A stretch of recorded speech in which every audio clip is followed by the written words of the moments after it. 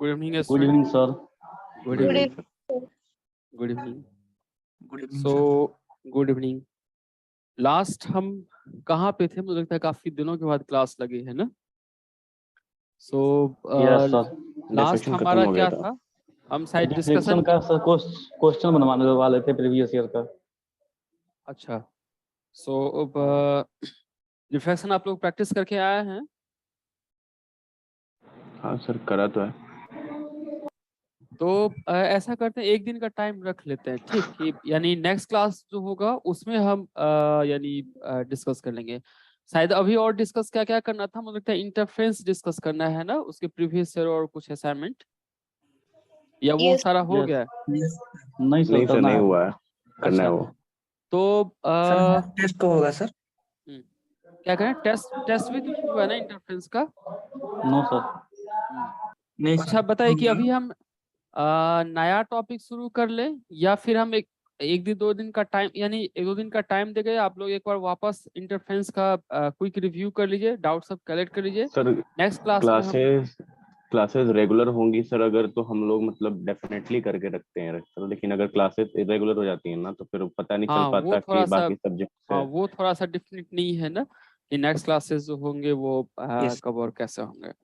Sir ठीक है, वही तो है सर, फिर अगर आप एक बार श्योरिटी दे देना सर कि मतलब अभी 1-2 क्लासेस और होंगी, मतलब आपकी कंटिन्यूअस होंगी, तो फिर सर हम लोग करके रखें, नहीं तो फिर और सब्जेक्ट्स आ जाते हैं तो उनके असाइनमेंट्स सर करने पड़ते हैं ना, अब वो जैसे रेगुलर अभी हो भी जाता ना, है तो। यानी अभी हम रिवीजन करने वाले थे, बट होगा क्या कि सडन आज क्लास लगी, तो फिर यानी मुझे लगता है आप लोगों ने माइंड बैकअप नहीं करके रखा होगा कि चीजों को आज हमें डाउट और इशारा पूछना है। सर आप ना एक बार रिवीजन करवा सकते हैं क्या? मतलब अभी तक हमने जो पढ़ा इंटरफेरेंस और इनका डायफ्रैक्शन का, मतलब आपने बोला था कि शॉर्ट नोट्स टाइप का कुछ आप बनवा देंगे। ठीक है, ठीक है, फिर हम और ऐसा कुछ करते हैं, आज क्वेश्चंस कर लेंगे इंटरफेरेंस सर। का रिवीजन कर लेते हैं, राइट? बीच में अगर किसी को कोई डाउट है तो आप डाउट पूछ लीजिए, इंटरफेरेंस का आज हम कर लेते हैं। तो पहले ये करते हैं कि प्रीवियस ईयर में किसी क्वेश्चन में डाउट है, किसी को इंटरफेरेंस में? पहले प्रीवियस से शुरू करते हैं, मैं बुकलेट ले आता हूँ, उसका फिर बताइए कि प्रीवियस में कोई डाउट है कि नहीं।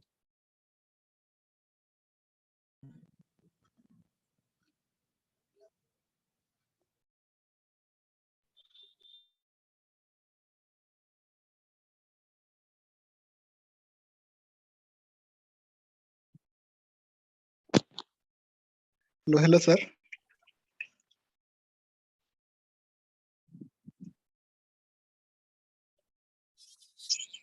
अच्छा, प्रीवियस ईयर की बुकलेट अभी शायद है नहीं था। सर आज पोलराइजेशन शुरू कर दीजिए। हाँ, मेरा भी मन यही कर रहा है कि नहीं होता है तो हम ना नया तो टॉपिक कर ही शुरू दीजिए कर सर लें, फिर। हाँ सर, पोलराइजेशन और बाद में हम इसे कर ले। ठीक है, फिर हम नेक्स्ट क्लास में इंटरफेरेंस डिस्कस कर लेंगे, सर ठीक? डेफिनेटली, यानी मैं कोशिश करूंगा कि ट्यूसडे को जो क्लास हो ना, उसमें क्लास लगे आप लोगों का ना, मैं उनको कह देता हूँ। तो ट्यूसडे हम क्लास रखेंगे और इंटरफेरेंस हम पार्टिकुलरली डिस्कस कर लेंगे, यानी असाइनमेंट हाँ प्लस सर। प्रीवियस ईयर, और उसके एक बार हम रिवीजन कर लेंगे, ठीक? हाँ सर, आप लोग खत्म भी कर अपना एक दीजिएगा बार सर गो थ्रू कर इंटरफेरेंस को, लीजिएगा, फिर हम उसको एक बार शॉर्ट नोट्स बना के रिव्यू हाँ सर, ये कंक्लूड कर खत्म हो लेंगे। जाएगा तो ठीक रहेगा, फिर ऐसे ही बढ़ता क्योंकि सर रहेगा। काफी लंबे समय से पेंडिंग है सर, अभी पेपर टेस्ट भी हाँ, नहीं हुआ है इंटरफेरेंस हम ठीक लोगों है, का। मैं यानी सर आज उनको ना ट्यूसडे का क्लास कह देता हूँ कि ट्यूसडे हाँ डेफिनेटली सर। क्लास लगवा लें, और फिर उसके बाद फिर टेस्ट बताइए कि हम कब रख लें इसे, सर अगर आप इस किस वीक में संडे 2 को रख लेते क्लासेस हैं? लगवा, सर मेरी एक रिक्वेस्ट थी सर इस कि अगर संडे को सर। सर इस हफ्ते अगर 2 क्लास लगा लेते हैं ना अपनी, तो सर 2 क्लासेस में हम लोग इंटरफेरेंस के डाउट्स और वो शॉर्ट नोट्स रिवीजन सब कुछ क्लियर हो जाएगा, और संडे को फिर पेपर भी अच्छे से हाँ, दे इस पाएंगे सर। संडे देखिए टेस्ट रखते हैं, ट्यूसडे को मैं डेफिनेटली अभी कह देता हूँ उनको कि वो क्लास लगा ही लगा है, ठीक? सर एटलीस्ट 2 क्लासेस सर, मैं कह रहा हूँ एटलीस्ट 2 ठीक क्लासेस ठीक। हफ्ते हाँ, दे दे सर संडे के पहले। इस वीक में हम इंटायरली फोकस करेंगे कि इंटरफेरेंस का सारा डाउट रिवीजन ये सब कंप्लीट हो जाए, कि इंटरफेरेंस चैप्टर हो जाए, फिर हम डिफ्रैक्शन और इस तरीके से करेंगे। आज हम नया टॉपिक ही शुरू कर लेते हैं, ठीक है बच्चे लोग? ये सर। हाँ, पोलराइजेशन हम शुरू कर लेते हैं कि नोटिस ऑलमोस्ट ना सर थोड़ा जल्दी भेज दीजिएगा, मतलब सर लेट होने के बाद उनको पता नहीं चलता। नहीं, अभी मैं कह देता हूँ उनको, ठीक? यानी क्लास के बाद कह देता हूँ। सो नया टॉपिक है हमारा polarisation.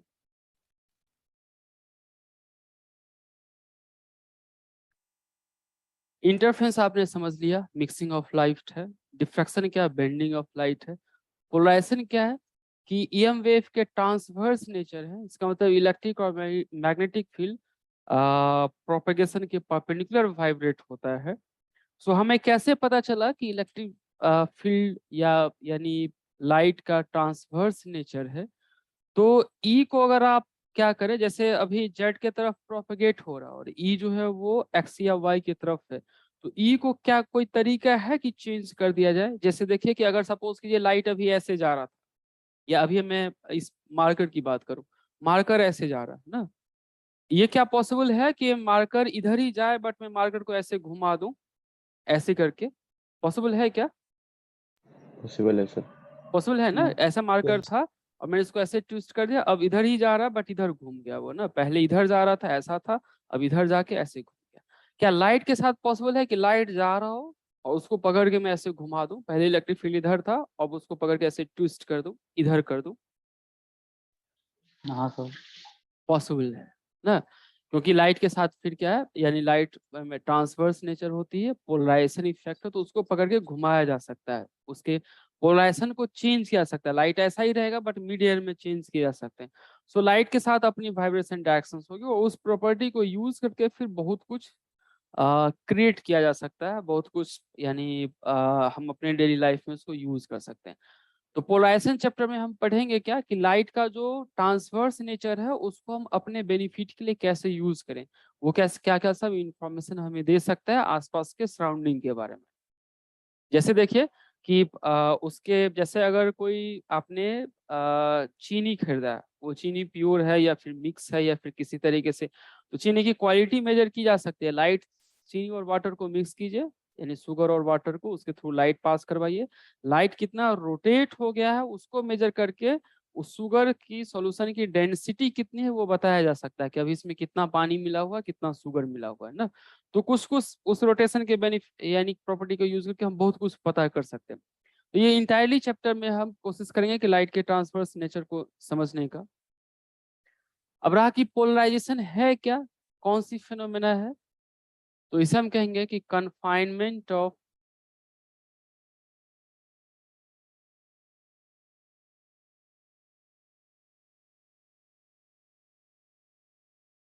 Vibration of light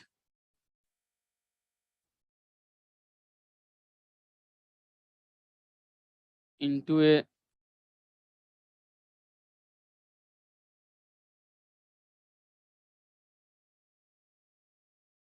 particular axis or plane is called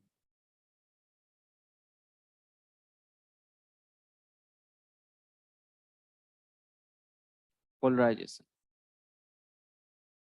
Confinement of vibration of light into a particular axis or plane is called polarization. इस phenomena को polarization कहते हैं। जैसे अगर कोई लाइट ऐसा जा रहा है,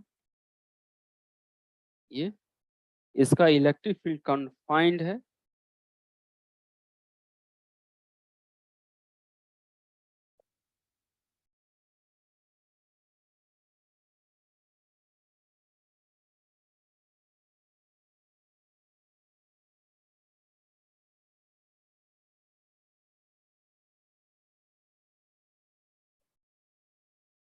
कन्फाइंड है। अभी किधर कन्फाइंड है इलेक्ट्रिक फील्ड बच्चा? अगर सपोज करते हैं, मान लेते हैं ये Z है और ये X है, इस सबका इलेक्ट्रिक फील्ड X की तरफ कन्फाइंड है। इसका मतलब कि जब कभी कोई ऐसा टॉर्च ऑन हुआ होगा, इसमें से लाइट जब निकली होगी तो इस सारी की लाइट की वाइब्रेशन X के तरफ कन्फाइंड है। तो इस स्टेट को हम पोलराइजेशन कहेंगे। जैसे यहाँ से एक लाइट यानी एक फोटोन निकला हो या एक रेज निकला हो या 1000 रेज निकला हो, सारे रेज की अगर वाइब्रेशन एक पर्टिकुलर एक्स एक्सिस में कन्फाइंड है तो उसको पोलराइज लाइट कहेंगे और इस फेनोमेना को पोलराइजेशन कहेंगे। जैसे देखिए कि इसको कैसे समझेंगे कि पोलराइजेशन कब हुआ। मान लेते हैं कि हमारे पास ना यानी 26 जनवरी है और पैरेड होनी है, तो पैरेड से पहले सारे आर्मी जो भी थे वो सारे इरेगुलरली अरेंज थे, सब अपने अपने जगह पे थे। उसके कमांडर ने आवाज लगाई, सारे एक लाइन में हो गए और फिर सब पैरेड करते जा रहे हैं ना, तो ये जो पैरेड है वहां पे अगर सपोज कीजिए 4 आर्मी हो या 40 आर्मी हो, सबकी अपनी एक लाइन फिक्स है, फिर सबके पाँव एक बार उठेंगे, सबके पाँव एक बार नीचे गिरेंगे, तो ये जो स्टेट है इसको पोलराइजेशन स्टेट कहेंगे। कमांडर के ऑर्डर से पहले जो था वो अनपोलराइज था, राइट, और कमांडर के ऑर्डर के जस्ट बाद जो हो गए वो सारे के सारे पोलराइज हो गए। इसका मतलब सारे एक लाइन में हो गए, सबका एक बिहेवियर हो गया। सो उस फेनोमेना को हमने कहा पोलराइजेशन। तो हमने क्या कहा, कन्फाइनमेंट ऑफ वाइब्रेशन, यानी सबकी जो पैरेडिंग है, लाइट जो पैरेड कर रहा अभी इलेक्ट्रिक फील्ड का वेक्टर को अप एंड डाउन करके, वो पैरेड वाले सिस्टम जो है वो सब एक ही एक्सिस में कन्फाइंड है, ठीक, वो उसको हम कहेंगे पोलराइजेशन। इस फिनोमेना को कहेंगे पोलराइजेशन।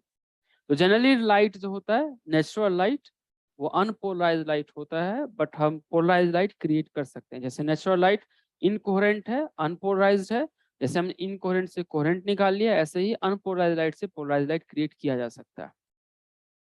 ओके, ये डिफिनेशन लिख लिया आप लोगों ने? Yes sir. सर एक सेकंड सर।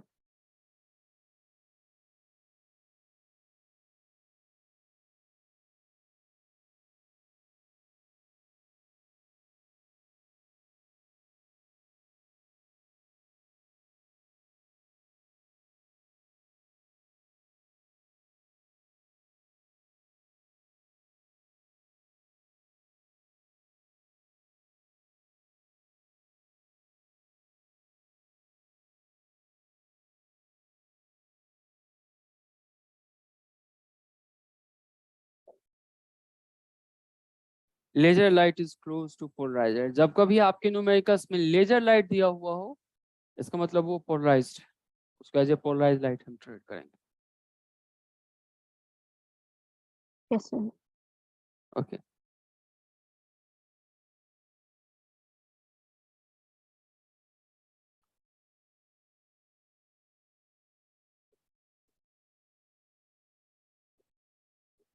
अनपोलराइज लाइट, इसे क्या कहेंगे? अनपोलराइज लाइट की एक और, इसे थोड़ा सा पोलराइज को समझने की कोशिश करते हैं कि जैसे अगर सपोज कीजिए कि ऐसा करके कोई प्लेन हुआ, ऐसा होगा क्या कि ये लाइट की वाइब्रेशन इधर है। अब अगर सपोज कीजिए कि कोई लाइट ना ऐसे यानी इस पॉइंट पे या किसी भी पॉइंट पे, ये जितने ट्रांसवर्स वाले पॉइंट पे जहां से भी लाइट यानी मूव कर रहा है, सबकी डायरेक्शन क्या है, एक्स की तरफ है। तो यहाँ से जो भी बीम लाइट निकलेगा उसको हम कहेंगे पोलराइज लाइट। जैसे ये लेजर हुआ, लेजर से क्या होता है, अगर सपोज ये लेजर का ना इतना डायमीटर हो, ये जो डायमीटर है वो लेजर का, इसका मतलब यहाँ से जो भी लाइट निकलेगा, जैसे जो एक यहाँ से निकला, एक यहाँ से, जैसे इसे ऐसा देखिए, मान लीजिए कि लेजर बीम का डायमीटर ऐसा है, एक ऐसा हमारे पास टॉर्च है। अब होगा क्या कि यहाँ से जो लाइट निकला, यहाँ यहाँ यहाँ ना, या ये और सारे जो अलग अलग पॉइंट है, यहाँ से जो भी लाइट निकलेगा, सब सपोज कि अगर जेट में जा रहा है, बट सबकी वाइब्रेशन किधर होगी, यहाँ से। जैसे देखिए यहाँ से निकला जो लाइट, या फिर यहाँ से निकला है, या यहाँ से, या फिर यहाँ से, सबकी वाइब्रेशन परफेक्ट एक्स में होगी। अगर परफेक्ट एक्स में है तो फिर इसको हम क्या कहेंगे, ये कौन सा लाइट निकाल रहा, पोलराइज लाइट निकाल रहा। हाँ, ये अनपोलराइज लाइट किसको कहेंगे? जिसका डायरेक्शन ऑफ वाइब्रेशन अलग अलग होगा। हाँ, ये बीम ऑफ लाइट है जो फिर रैंडमली पोलराइज्ड हो। जैसे जनरली पहले लोग क्या कहते थे डिफिनेशन में कि अनपोलराइज लाइट जो पोलराइज नहीं हो, राइट, उसको अनपोलराइज लाइट कहेंगे। बट होगा क्या कि लाइट की पोलराइजेशन इसकी इंट्रिंसिक नेचर है।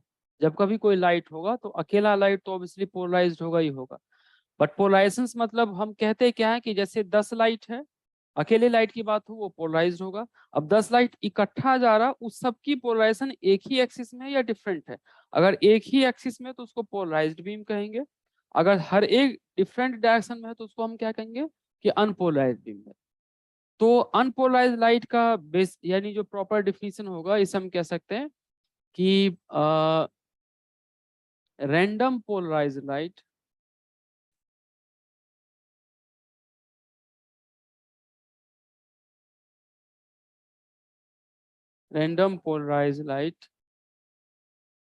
is called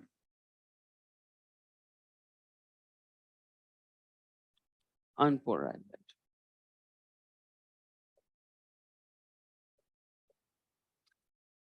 इसका मतलब समझ में आया? Random polarized light is called unpolarized light.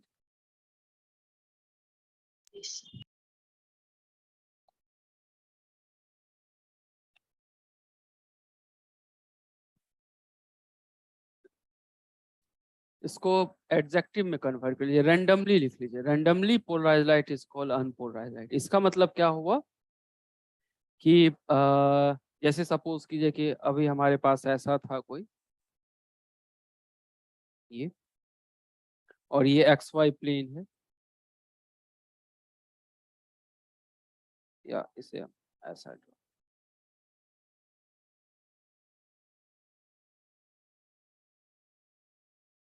ये मानते हैं एक्स प्लेन है, ये वाई प्लेन है, और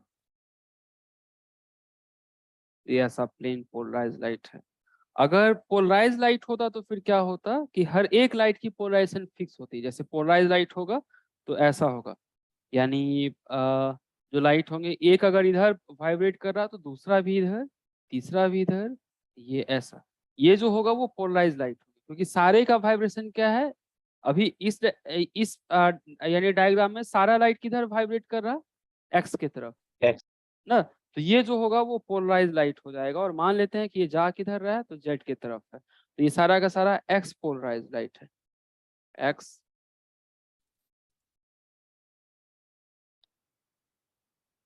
एक्स पोलराइज्ड लाइट। और दूसरा अगर हम एग्जांपल देखें, रैंडमली पोलराइज्ड लाइट का क्या सिचुएशन होता होगा रैंडम में। सपोज कीजिए कि ये अभी हमारा यानी एक प्लेन वेव है, और अगर रैंडमली पोलराइज्ड है तो इसमें कुछ वेव जो होंगे वो जैसे अगर ये एक्स के तरफ है, जैसे एक वेव मान लेते हैं एक्स के तरफ है, तो इसी में से दूसरा वेव जो होगा वो फिर किधर हो सकता है, वाई की तरफ। कोई और जो होगा वो एक्स वाई प्लेन में हो सकता है, कि कोई ऐसा है, फिर कोई एक ऐसा है, फिर कोई एक ऐसा है। इसमें क्या है कि मल्टीपल वेव रेज इसमें भी है, इसमें भी बहुत सारे रेज हैं, बट सारा रेज किधर है, एक डायरेक्शन में वाइब्रेट कर रहा, इसलिए ये पोलराइज्ड है। मल्टीपल रेज इसमें भी है, बट सबकी वाइब्रेशन क्या अलग अलग है, हर एक का वाइब्रेशन अलग अलग है, तो इसलिए इसको हम क्या कहेंगे, ये अनपोलराइज्ड लाइट।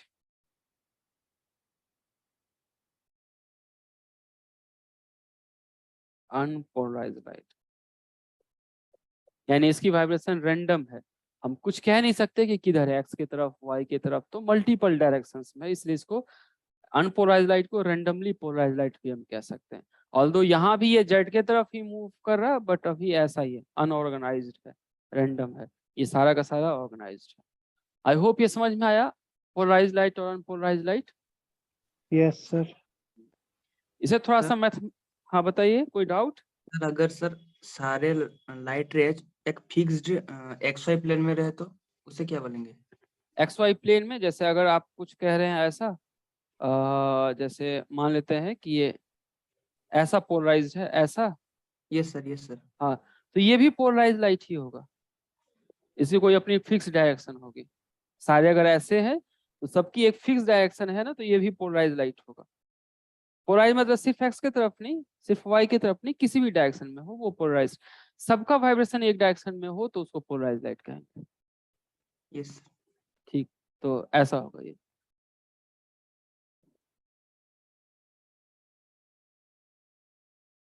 कुछ हम सिंबल यूज करेंगे ये पूरे लेक्चर में पोलराइजेशन के थ्रू आउट, तो उसे समझ लीजिए, सिंबल यूज्ड। अगर ऐसा सिंबल होगा कहीं पे,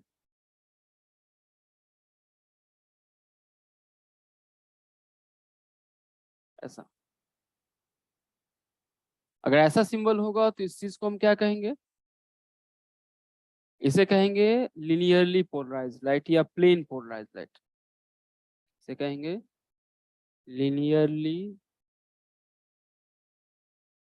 polarised light. Linearly polarized light को प्लेन पोलराइज्ड भी कहा था। लिनियरली पोलराइज्ड लाइट और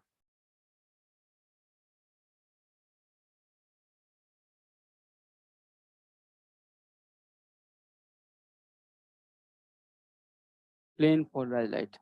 बट ये यानी डायरेक्शन शो क्या करता है कि ये जो गिवन प्लेन है वो प्लेन के पैरेलल पोलराइज लाइट, ये जो गिवन प्लेन है उसके parallel, so linearly polarize light और plane polarize light parallel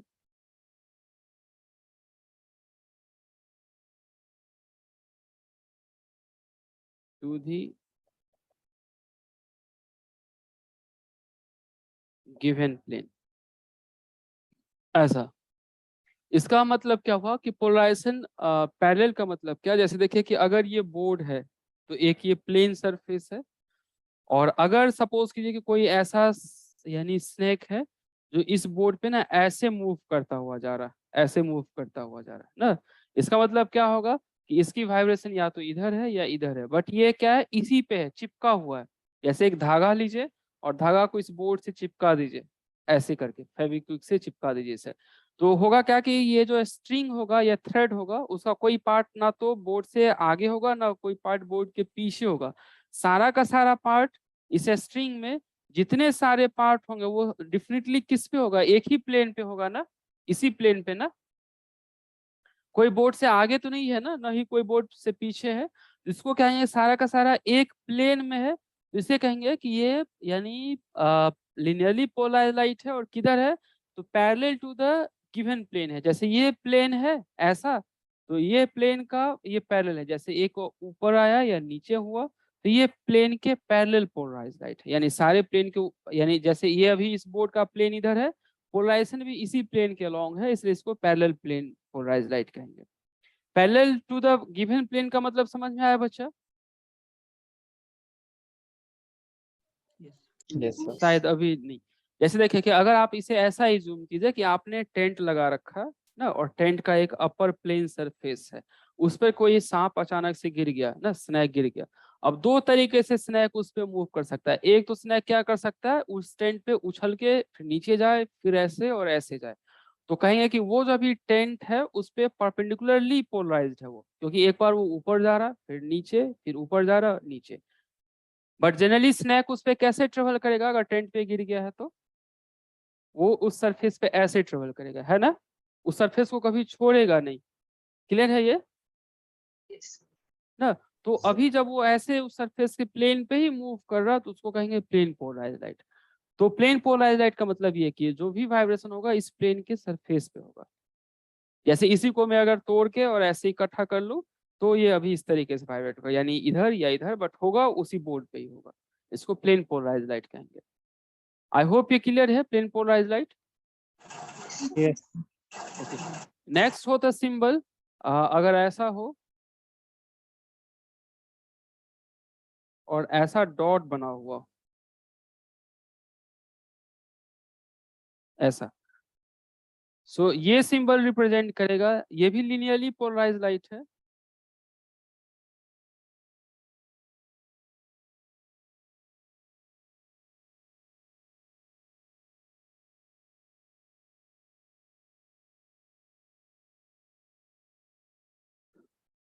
but ये क्या होगा, परपेंडिकुलर टू दी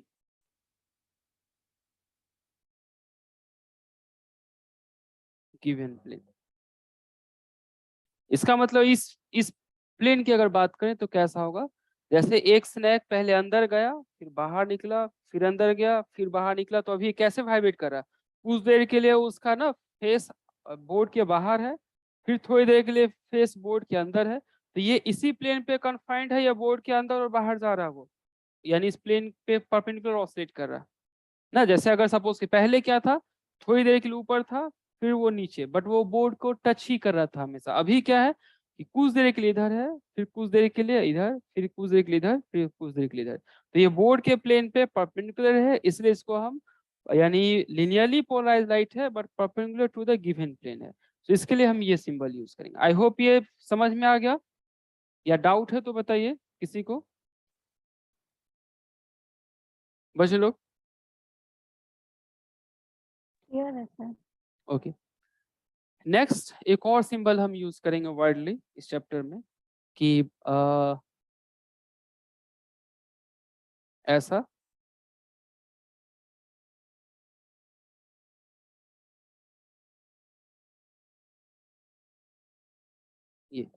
ये सिंबल क्या रिप्रेजेंट करेगा बच्चों लोग?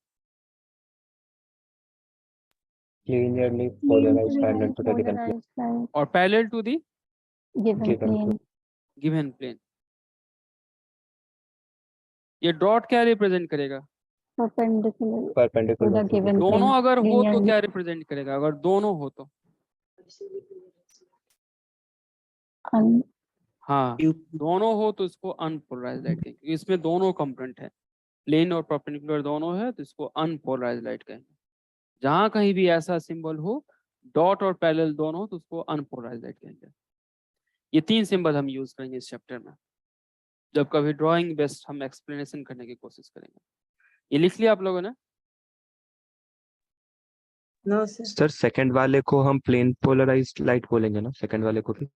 सेकंड भी प्लेन है, फर्स्ट भी प्लेन है, या लीनियर है, बट सेकंड है परपेंडिकुलर टू द प्लेन है। जो भी प्लेन है उसके क्या है? परपेंडिकुलर पोलराइज्ड है, और ये पैरेलल टू पोलराइज्ड। जैसे देखिए कि इसको हम ऐसे कह सकते हैं, जैसे ये बोर्ड है, ये बोर्ड, इसका प्लेन ऐसा है, तो पहला क्या होगा कि अगर वाइब्रेट हो रहा तो इलेक्ट्रिक वेक्टर क्या करेगा? इसी बोर्ड पे अप या डाउन जाएंगे। दूसरी बार क्या हुआ कि यानी वाइब्रेट अगर कर रहा, प्रोपेगेट इधर कर रहा, अब होगा क्या कि इस पे ऐसा एक कोई लेयर चढ़ा दीजिए, अब जो वाइब्रेशन होगा वो इधर और इधर होंगे। तो ये इस प्लेन और इस प्लेन में कितने एंगल हो गए? 90 डिग्री हो गया ना, इसलिए इसको कहेंगे परपेंडिकुलर टू द प्लेन। तो दोनों लीनियर है, बट यानी ये पैरेलल टू द प्लेन है, ये परपेंडिकुलर टू द प्लेन है। क्लियर? सर बताइए। सर पोलराइज्ड लाइट के लिए प्रोपगेशन का डायरेक्शन और वाइब्रेशन का डायरेक्शन सेम होनी चाहिए, अलग होनी चाहिए? अलग अलग होगी। वाइब्रेशन जो होगा वो अगर यानी जेड के तरफ है तो पोलराइजेशन उसके परपेंडिकुलर होंगे। पोलराइजेशन हमेशा वाइब्रेशन के परपेंडिकुलर होता है। Okay sir. ओके, ये अब इस पे देखिए कि आपसे एक्सपेक्टेड क्या है कि जब कभी कोई मैथमेटिकल एक्सप्रेशन लिखा हुआ हो तो आप बता सकें कि ये कैसा लाइट है। जैसे अगर मैंने कहा कि एक्स पोलराइज लाइट,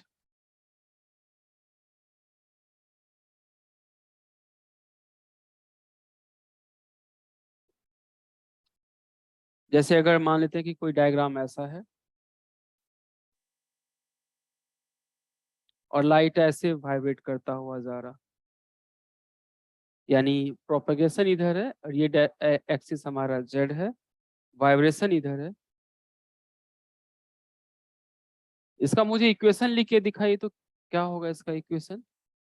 अगर इसका एम्पलीट्यूड ई नॉट है तो naught kz minus sin omega t plus delta x E Z T is equal to E naught sine या कॉस के Z minus omega T plus delta, और पोलराइज्ड अगर एक्स के तरफ है तो ऐसा लिखेंगे कि एक्स पोलराइज्ड। तो जब कभी आप कोई कहे कि एक्स पोलराइज्ड लाइट लिखो तो ये इक्वेशन रिप्रेजेंट कर रहा है एक्स पोलराइज्ड लाइट। या डायग्राम में क्या कि लाइट ऐसा वाइब्रेट करता हुआ जा रहा होगा ना, कि ऐसा करके। वाई पोलराइज्ड जब आप लोग लिख सकते हैं, वाई पोलराइज्ड अगर मैं लाइट कहूँ तो क्या करना होगा? लास्ट में y कैप कर देंगे और अगर जेड पोलराइज्ड लाइट कहूँ तो z कैप, तब वहां Z कैप के देंगे। रह जाएगा, कुछ और हो जाएगा। ठीक। सो यहाँ आप कुछ न्यूमेरिकल सॉल्व कीजिए, या एक स्टेटमेंट और लिख लेता हूँ कि डायरेक्शन ऑफ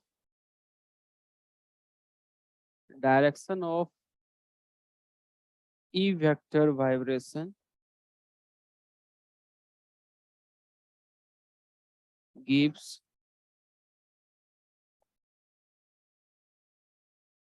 direction of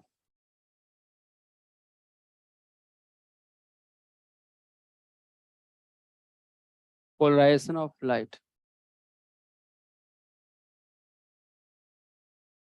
ये ई वेक्टर का जो डायरेक्शन होगा वो पोलराइजेशन का यानी लाइट के पोलराइजेशन का डायरेक्शन देगा।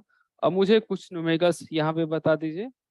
Find the state of polarization, state या आप कह सकते हैं direction. First is equal to E naught sine kx minus omega T,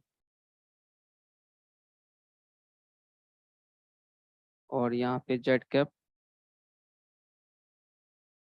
तो ये किधर पोलराइज्ड है, किधर पोलराइज्ड है बच्चे लोग?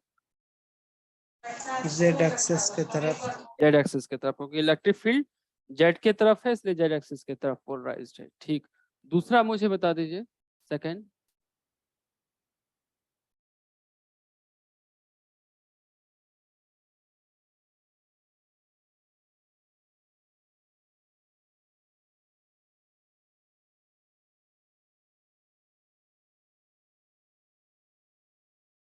ये किधर पोलराइज्ड है? डायरेक्शन ऑफ पोलराइजेशन मुझे बता दीजिए। एक्सवाई प्लेन में सर। वाई प्लेन में।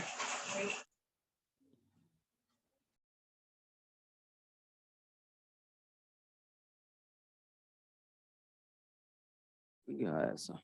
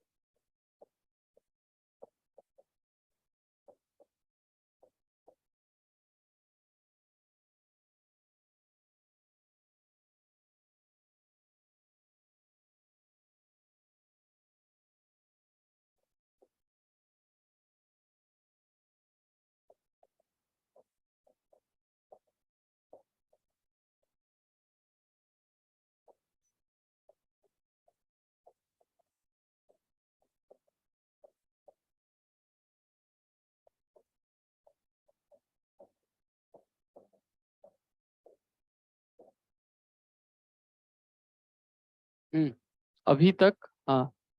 सो पहला मुझे बताइए बच्चे लोग, किधर पोलराइज्ड है ये फर्स्ट वाला?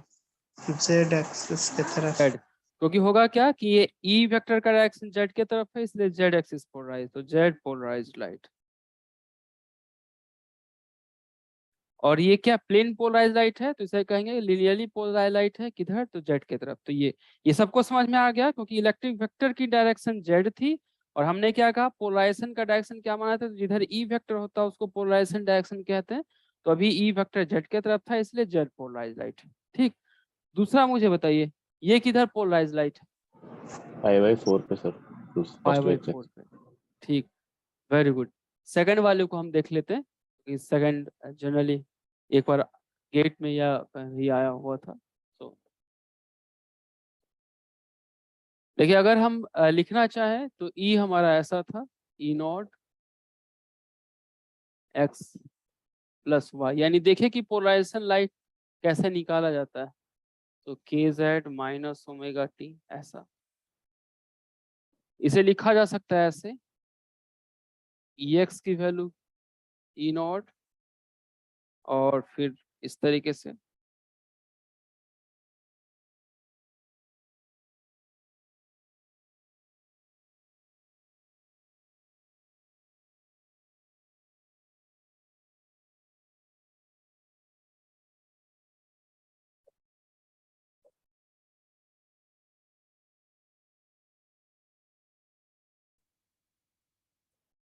ऐसा इसको इसमें कंपोनेंट में ब्रेक किया जा सकता है। अब रहा कि रिजल्टेंट डायरेक्शन कैसे आप निकालें पोलराइजेशन का, तो जब कभी कंपोनेंट में हो तो बेटर है कि एक्स और वाई लिख लीजिए। और एक्स के तरफ कितना एम्पलीट्यूड है, तो एक्स के तरफ एम्पलीट्यूड है ई नॉट। वाई के तरफ कितना एम्पलीट्यूड है बच्चे लोग? सेम। ये भी ई नॉट है। अब इसका रिजल्टेंट एम्पलीट्यूड फिर कितना है, तो रिजल्टेंट एम्पलीट्यूड आप फिर यहाँ से यानी ये ई नॉट के पैरेलल है, यानी एक्स वाला ये वाई के पैरेलल है, तो रिजल्टेंट एम्पलीट्यूड जो होगा वो फिर समहाउ वैसा होगा। इस दोनों लाइन को मिक्स कर दीजिए, ये रिजल्टेंट एम्पलीट्यूड होगा, यानी ये रिजल्टेंट एम्पलीट्यूड की बात होगी, ई आर की जो भी होगा रिजल्टेंट एम्पलीट्यूड। अब ये यानी इसका मतलब जो डायरेक्शन ऑफ वाइब्रेशन होगा वो फिर किधर होगा बच्चा, इस वेक्टर का डायरेक्शन ऑफ वाइब्रेशन किधर होगा, क्योंकि एक्स के तरफ इधर और इधर वाइब्रेट करे, यानी एक्स के तरफ वाइब्रेट करेगा तो किधर किधर, इसको हम 45 ऐसे डिग्री। समझ सकते हैं, एक्स के तरफ जो वाइब्रेट करेगा यानी कभी किसी मोमेंट में इधर होगा तो थोड़ी देर के बाद इधर हो जाएगा, होगा ना थोड़ी देर के बाद, एक्स वाला थोड़ी देर पॉजिटिव एक्स फिर नेगेटिव एक्स, सिमिलरली वाई वाला फिर क्या होगा कि थोड़ी देर पॉजिटिव वाई में और थोड़ी देर नेगेटिव वाई में। इसका मतलब फिर रिजल्टेंट जो आएगा वो फिर क्या होगा, रिजल्टेंट थोड़ी देर इस क्वाड्रेंट में फिर थोड़ी देर इस क्वाड्रेंट में, ऐसा होगा ना, यानी रिजल्टेंट लाइट ऐसे वाइब्रेट करता हुआ मूव करेगा, वाइब्रेट करेगा एक्स वाई प्लेन में, जाएगा किधर, जेड की तरफ। अब ये जो वाइब्रेशन है उसका डायरेक्शन कितना है, डायरेक्शन ऑफ पोलराइजेशन कितनी है, तो जो ई का डायरेक्शन है वही डायरेक्शन ऑफ पोलराइजेशन है, तो मान लेते हैं फाई, तो हम ऐसा कह सकते हैं कि let E vector is polarized, या तो पोलराइज्ड कहें या फिर हम कहें vibrate, vibrate at angle phi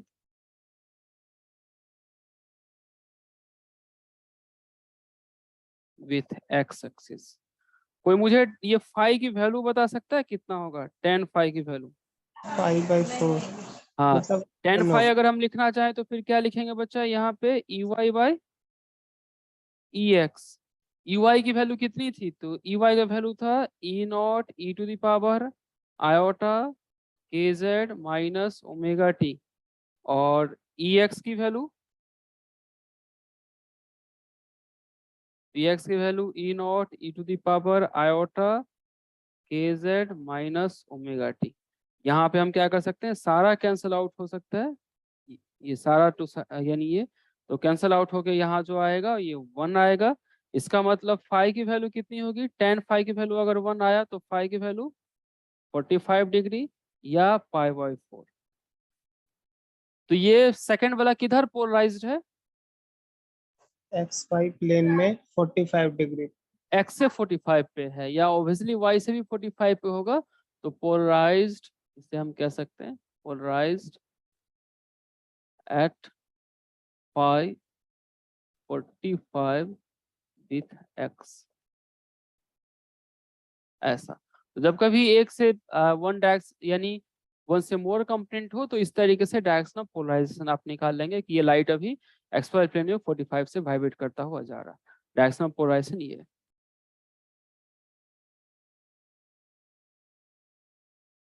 से नोट डाउन कर लीजिए, फिर सेकंड अगर समझ में आ गया हो तो थर्ड फोर्थ इक्वेशन आप यानी सॉल्व कर सकते हैं या बता सकते हैं। थर्ड वाला π/3 फ्रॉम पॉजिटिव एक्स एक्सिस आएगा, और एक बार क्वेश्चन दिखा दीजिए सर। एक मिनट,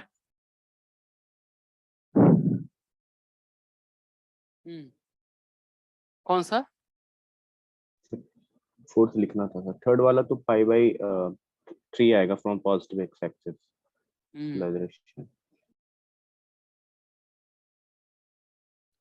थर्ड का E0/2 साइन, ठीक, और ये ऐसा, हाँ तो थर्ड का कितना आंसर आया है, 5/3 π/3।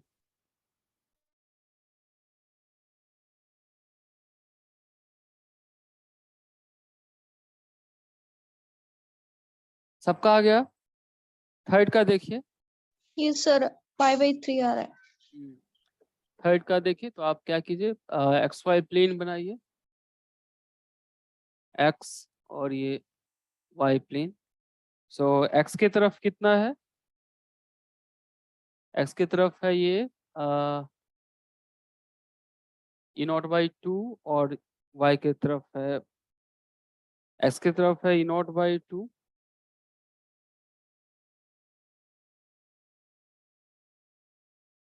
वाई की तरफ है √3 E0/2, इसका जो रिजल्टेंट वेक्टर आएगा, रिजल्टेंट ई वेक्टर, ये सपोज करते हैं कि यानी इस प्लेन में ऐसा, और फिर इसका अगर डायरेक्शन निकालना चाहे तो डायरेक्शन कितना होगा, ये फाई की वैल्यू, तो tan फाई की वैल्यू, और तो सारा सेम है, तो tan फाई हम लिख सकते हैं EY/EX,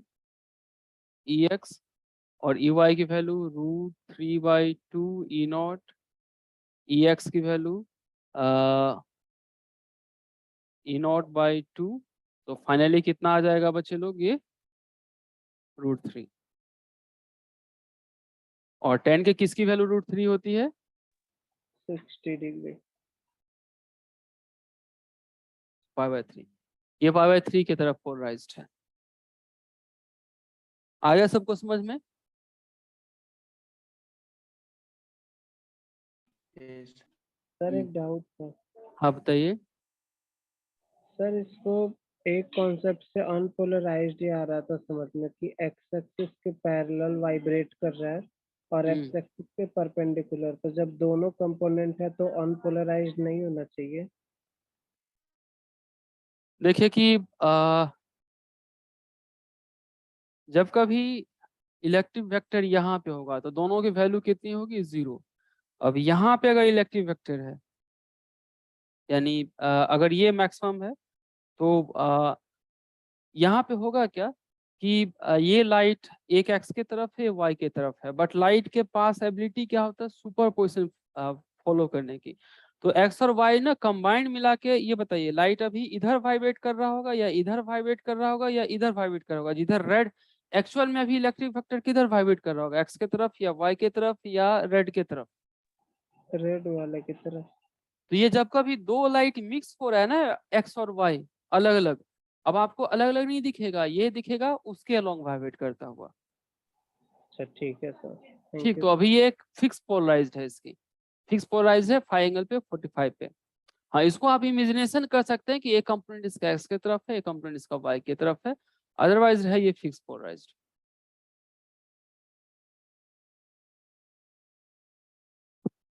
फोर्थ का आंसर बताइए। अगर आंसर 5/3 आ रहा है तो इसको क्या बोलेंगे? फाई आएगा ना उसमें, फाई आ रहा है सर, फाई पे कर रहा है वो। क्या करें आप, अच्छा ये π/3 हम कहेंगे कि π/3 की तरफ पोलराइज्ड है, लेकिन कहाँ से π/3 पोलराइज्ड है, एक्स एक्सिस से। X axis. With x axis, ये एक्स एक्सिस के तरफ पोलराइज्ड है ऐसा। या फिर अगर आप इसे लिखना चाहें तो पोलराइजेशन के टर्म्स में, अगर इसका यानी पोलराइजेशन वेक्टर लिखना चाहे तो जनरली होगा क्या कि n को कहा जाता है पोलराइजेशन वेक्टर, इसे कहा जाता है पोलराइजेशन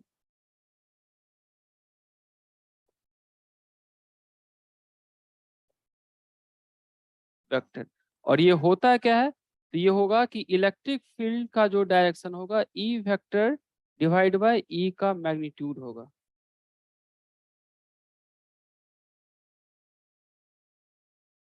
ये जो होगा वो किसके बराबर, तो ई वेक्टर डिवाइड बाय ई का मैग्नीट्यूड।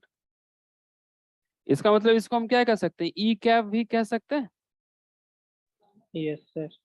इसका मतलब क्या होगा कि जिधर ई कैप होगा वही पोलराइजेशन वेक्टर होंगे। तो कभी कभी आपके न्यूमेरिकल्स ऐसे आते हैं जहां पे आपको डायरेक्शन नहीं, जैसे यहाँ तो मैंने डायरेक्शन कह दिया कि कितने एंगल पे, आपको जनरली एन कैप पूछा जाएगा, तो एन कैप की वैल्यू आप ई वेक्टर लिख लीजिए, ई कैप उससे मैग्नीट्यूड से डिवाइड कर लीजिए, आपको पोलराइजेशन डायरेक्शन या पोलराइजेशन वेक्टर आ जाएगा आपको कि किधर वो पोलराइज्ड। क्लियर है ये? Yes sir. ओके, सो फोर्थ का आंसर क्या होगा बच्चे लोग, किधर पोलराइज्ड है ये, π/4। फाई एक्सिस में ना, उसको जब लिखेंगे तो ये फाई आ जाएगा, तो वो उधर पोलराइज्ड है। एक क्वेश्चन और कर लीजिए, इसी में अगर जगह है तो आप लोग लिख लीजिए।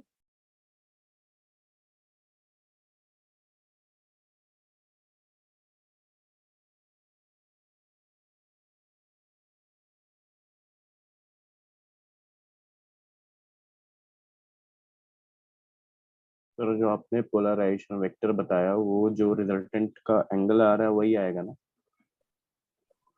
हाँ, बट वो मतलब- वेक्टर फॉर्मेट में अभी बतानी पड़ेगी। एक हम न्यूमेरिकल कर लेते हैं पोलराइजेशन वेक्टर पे, तो शायद वो क्लियर हो जाए। यानी जैसे यहाँ पे कहा था कि इस चीज को ना पोलराइजेशन डायरेक्शन दो तरीके से रिपोर्ट की जा सकती है। एक तो एंगल के टर्म्स में, तो π/3 रेडियन होगा। एक वेक्टर के टर्म्स में, तो वेक्टर की वैल्यू जब कभी कहा जाए तो ऐसे आपको लिखना है, E vector divide by E mod.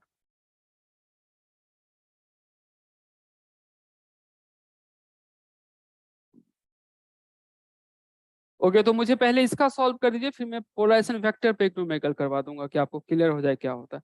इसका मुझे बताइए किधर पोलराइज्ड है ये।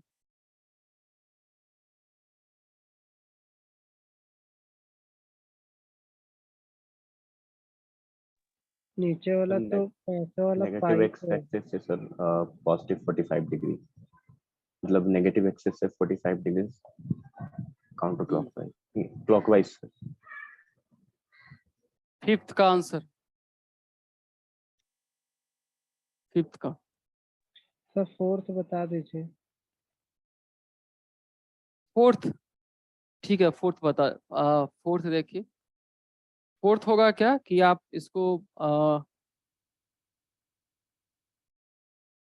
एक्स, फिर से आप क्या कीजिए, एक्स वाई लिखिए। ये एक्स, ये वाई, ये जो होगा वो कुछ डायरेक्शन ई का होगा। और ये मान लेते हैं कि यहाँ से कुछ एंगल बना रहा है फाई, या फाई तो अभी है ही, थीटा हम लिख लेते हैं आपकी बार, ये थीटा है।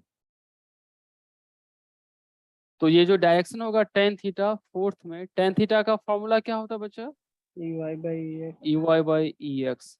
तो ई वाई अभी कितना है? तो ई वाई था E naught cos phi, cos phi sine के जेड माइनस ओमेगा टी। और ई एक्स कितना है? Sorry, E y cos phi नहीं था शायद, साइन फाई था ना। ई वाई हमने साइन फाई रखा था, साइन फाई था। तो साइन है। सो यहाँ पे साइन फाई, और ये यहाँ पे कॉस फाई साइन के जेड माइनस ओमेगा टी। क्या सब आप कैंसल आउट कर सकते हैं? ई नॉट ये और ये, फिर बचेगा क्या यहाँ पे? Tan phi. इसका मतलब थीटा इजकल टू कितना हो गया? फाई हो गया। फाई हो गया। तो अगर ऐसा फॉर्मेट लिखा हो कहीं, अगर ऐसा हो, तो इस इक्वेशन से देख के आप अंदाजा लगा लीजिए कि अगर x के साथ ई नॉट कॉस फाई है, y के साथ ई नॉट साइन फाई है, इसका मतलब ये फाई ही इसका डायरेक्शन ऑफ पोलराइजेशन है। तो ये बहुत बार आगे इक्वेशन ये आएगा, ऐसा फॉर्मेट में लिखा होगा। तो x के साथ जो, जैसे देखिए ये अभी x का एम्पलीट्यूड है, ये y का एम्पलीट्यूड है, तो ई नॉट के साथ जो भी एंगल आ रहा है वही इसका डायरेक्शन ऑफ पोलराइजेशन हो जाता है। तो ये आप देख के फिर आप इसका बता सकते हैं कि ये अभी क्या एंगल है, किस तरीके से पोलराइज्ड है वो। जैसे देखिए, अगर जब मैं इसको लिखना चाहता तो इसको कैसे लिखता है? ई नॉट, और यहाँ पे क्या लिख सकता था मैं? अगर नॉट लिखना है तो ई नॉट कॉस π/3 लिख सकता था क्या अल्टरनेटिवली? इस चीज को ऐसा लिखा जा सकता है ना, ई नॉट कॉस π/3, ये पाई यानी ई नॉट बाई 2 ही देगा ना। Yes sir. और इस चीज को क्या लिखा जा सकता है? E naught sine pi by 3। E naught sine π/3, तो ये वही देगा। इसका मतलब आपको क्या लग रहा है, ये π/3 डायरेक्शन ऑफ पोलराइजेशन है? Yes sir.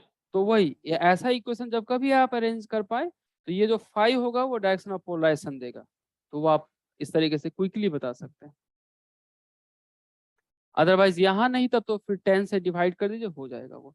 इसका मुझे बताइए कितना आ रहा है, फोर्थ यानी फोर्थ का direction of polarisation.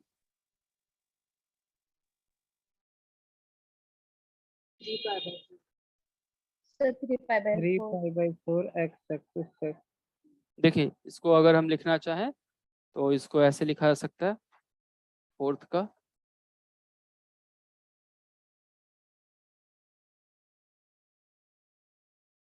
E x था हमारा ई नॉट साइन के जेड माइनस ओमेगा टी, और ई वाई है माइनस ई नॉट साइन के जेड माइनस ओमेगा टी, ये एक्स कैप, ये y cap. So tan phi कितना होगा? Tan phi is equal to E Y by E x. तो हम इसे लिख सकते हैं E naught minus E naught sine kz minus omega t y cap, और इसे लिखा लिखा जा सकता है E naught sine kz minus omega T X cap, और फिर इसे काट पीट करके इसका आंसर लिखा जा सकता है -1। और किस चीज की वैल्यू -1 होती है? 3π/4। 3π/4। तो इसकी पोलराइजेशन 3π/4 है। यानी अगर हम इसे रिप्रेजेंट करना चाहें तो ये ऐसा, इधर पोलराइज्ड, इधर पोलराइज। इसका मतलब क्या हुआ कि यहाँ तक तो π/2, और ये वाला जो पार्ट होगा वो π/4 होगा। इसका मतलब फाई की वैल्यू कहाँ से कहाँ तक आ रही है? तो फाई की जो वैल्यू होगी π/2 प्लस π/4।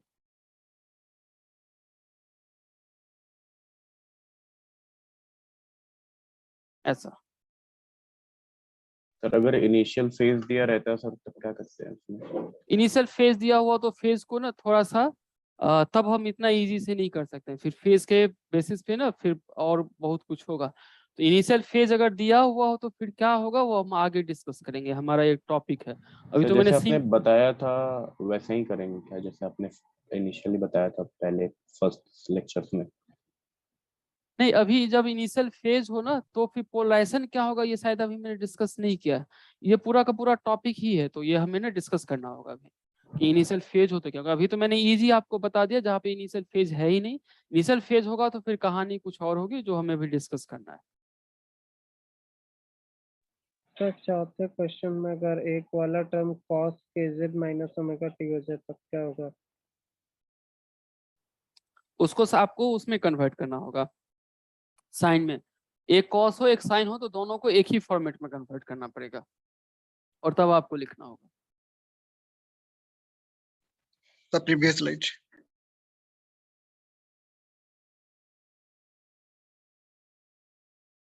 सर हाँ बताइए। पार्शियली पोलराइज्ड लाइट क्या होती है?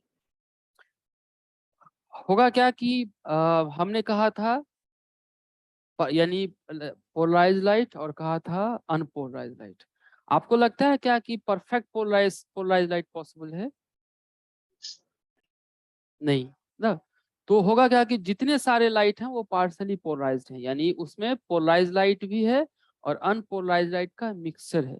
तो जो कभी पोलराइज लाइट और अनपोलराइज लाइट का मिक्सचर होगा उसको हम पार्शली पोलराइज लाइट कहेंगे।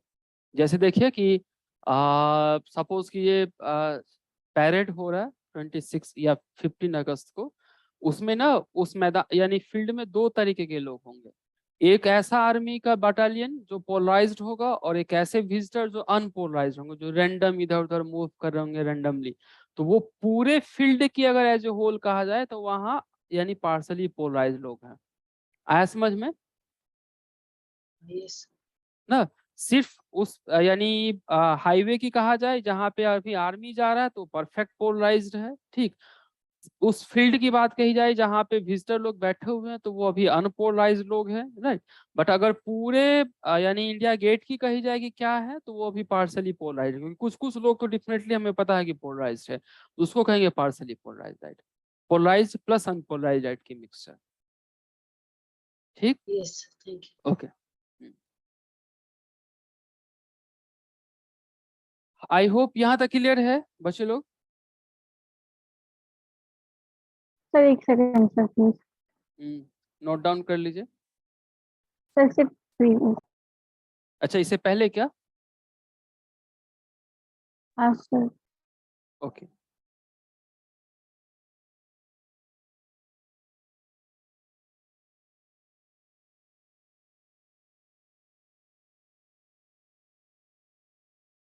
यस सर ये हो गया।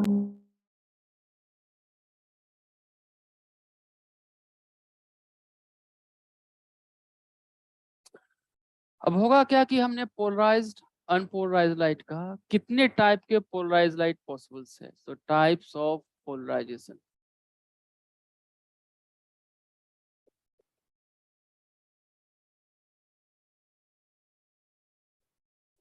लाइट कितने टाइप के लाइट पोलराइज पॉसिबल है? सो हम मान लेते हैं कि दो लाइट, जैसे एक तो एक्स की तरफ है और इसका इक्वेशन ऐसा, ई नॉट साइन के जेड माइनस ओमेगा टी और डेल्टा एक्स। ये लाइट किधर पोलराइज्ड है बच्चा? अगर डेल्टा एक्स कंडीशन में कह रहा हूँ, डेल्टा एक्स की वैल्यू पाई/3 है, मुझे बताइए ये लाइट किधर पोलराइज्ड है, कितने एंगल पे? एक्स एक्सिस की तरफ से है। एक्स एक्सिस से कितना पोलराइज्ड है? सिर्फ ये लाइट किधर पोलराइज्ड है बच्चा? डेल्टा एक्स से क्या मतलब है उसको? कोई और बता सकता है लाइट किधर पोलराइज्ड है? Sir x axis. X axis. Delta x की वैल्यू कुछ भी है, वो फेज है, उससे पोलराइजेशन का कोई लेना देना नहीं। पोलराइजेशन सिर्फ और सिर्फ क्या बताएगा, ये सारी इक्वेशन के लास्ट में जो लिखा होगा वो, या ई वेक्टर की जो डायरेक्शन होगी वो पोलराइज बताएगा, राइट। यहाँ पे फेज से पोलराइजेशन का कोई लेना देना नहीं है। क्लियर है? अभी किसी ने रिपीट भी किया था, फेज से कोई मतलब नहीं, जो उसका डायरेक्शन ऑफ ई वेक्टर है वो पोलराइजेशन बताएगा। तो ये अभी एक्स पोलराइज लाइट है और इसका initial phase x delta x है। अगर ये y है, इसे E01 कह लेते हैं, ये E02 और फिर ऐसा साइन के Z minus omega T del Y और फिर y कैप, ये y पोलराइज्ड है। और अगर ये दोनों मिक्स होता है तो फिर कैसा होगा?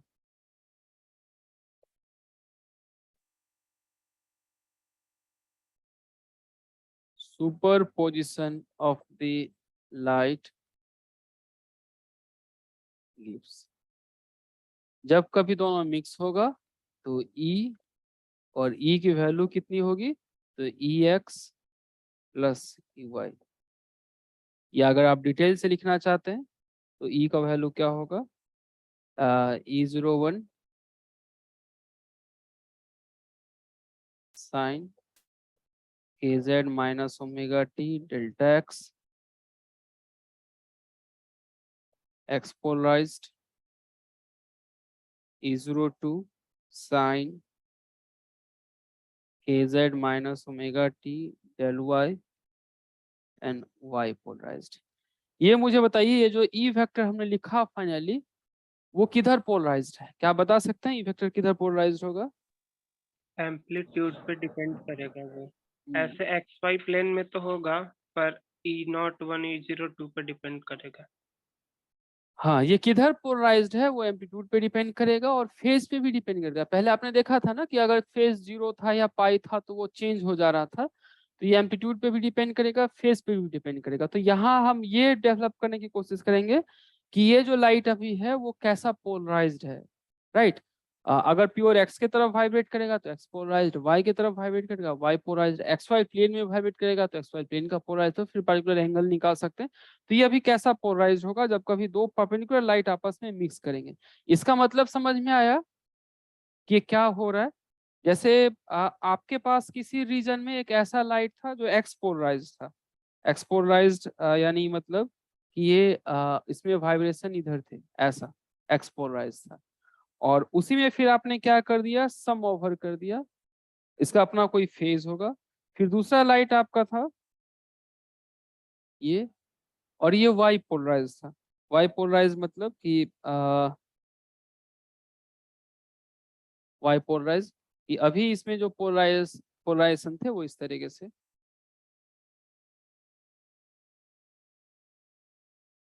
ऐसा, यानी ये y की तरफ वाइब्रेट कर रहा था, ये x की तरफ। वाइब्रेशन वाला अगर कुछ आप सिंबल देखना चाहें तो इस तरीके से, ये अभी x की तरफ वाइब्रेट कर रहा था, यानी ऐसा ऐसा इस तरीके से वाइब्रेट कर रहा था।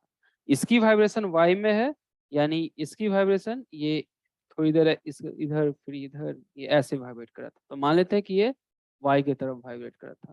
दोनों को अगर हम सम करेंगे तो फिर अब कैसा वाइब्रेशन होगा, राइट। ये क्वेश्चन है।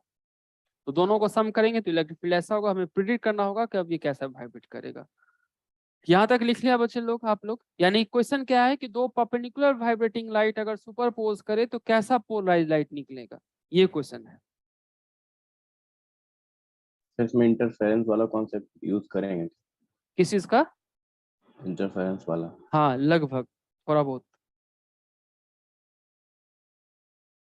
ये सिर्फ फेजेस दे के रखे हैं, अगर आपने बोला कि फेज भी मैटर करती है तो फिर इन फेज आउट फेज वाला कॉन्सेप्ट तो लगाएंगे ना। फेज पे, हाँ फेज पे तो बहुत कुछ यहाँ पे मैटर करेगा।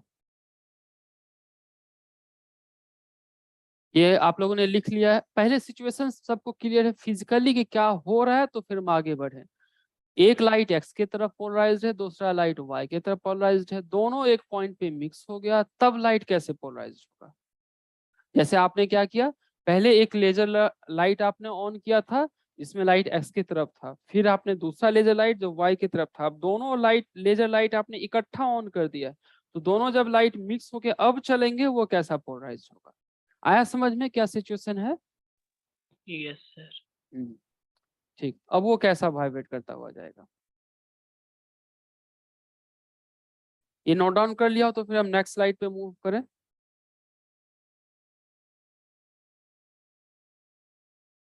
Yes sir. ओके, सो ये एक्स और यानी इलेक्ट्रिक फील्ड का इक्वेशन है।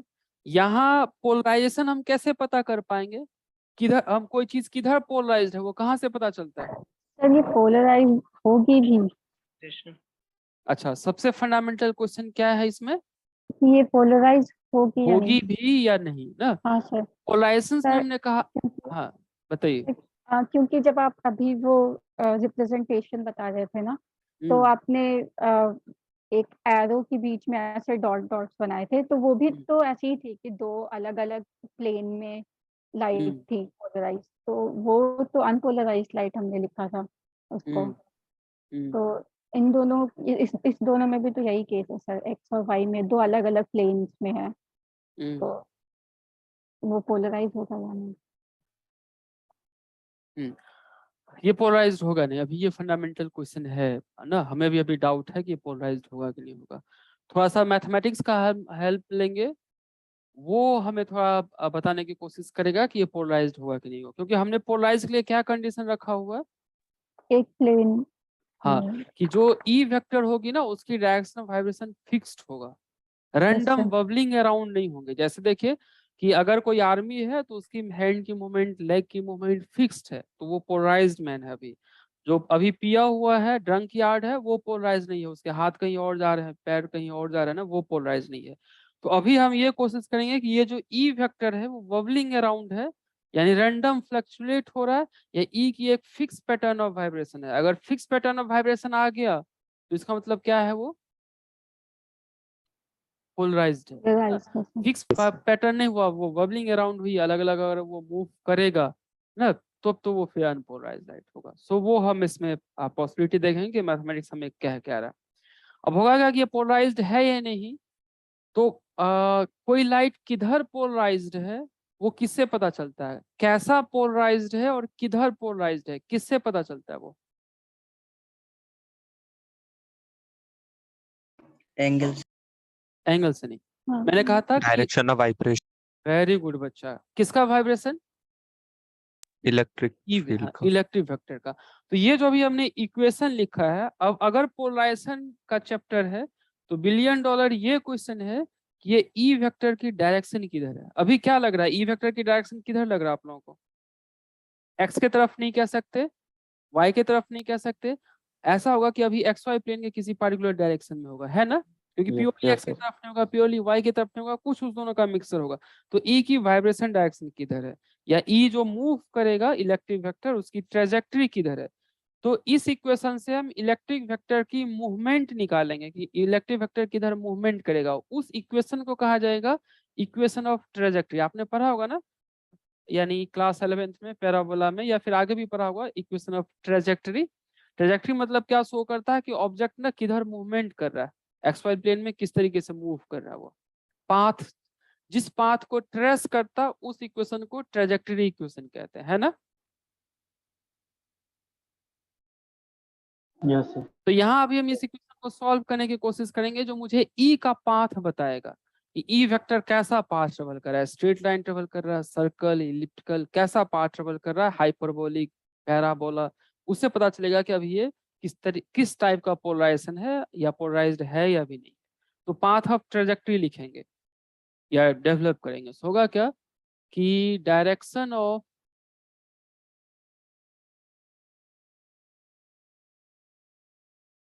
E vector movement is given by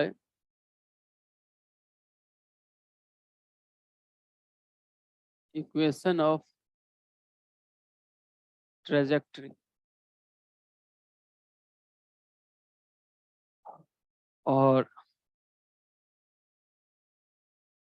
which upon solving can be given by। इसके सॉल्यूशन हम ऑसिलेशन वाले चैप्टर में भी करेंगे ट्रेजेक्ट्री के लिए। तो ये कैसे ये इक्वेशन आया अभी जो हम लिखेंगे वो एसएचएम में हम डिटेल से डिस्कस कर लेंगे, क्योंकि एसएचएम में होगा क्या केजेड वाला टर्म्स नहीं होगा, सिर्फ ओमेगा टर्म्स होगा, तो वहां डिराइव करना थोड़ा इजी है। यहाँ थोड़ा सा ये लेंथी कैलकुलेशन हो जाएगा, इसलिए हम सिर्फ इसका भी आंसर लिखेंगे कि जब हम सॉल्व करेंगे ई वेक्टर के ट्रेजेक्ट्री के लिए तो कैसा इक्वेशन आएगा। सो इक्वेशन समहाउ इस तरीके से आता है ई एक्स का स्क्वायर और यहाँ पे E01 का स्क्वायर। अगर ऐसा आ रहा है तो चीजें सिमेट्रिक होती है, तो फिर नेक्स्ट क्या आएगा बच्चा?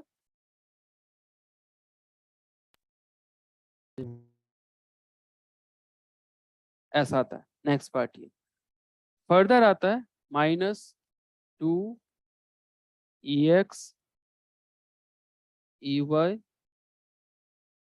E01। जब हम सॉल्व करेंगे यानी t को एलिमिनेट करके तो cos डेल्टा इक्वल टू आता है sin स्क्वायर डेल्टा। ऐसा इसे इक्वेशन ऑफ ट्रेजेक्ट्री कहा जाएगा E का।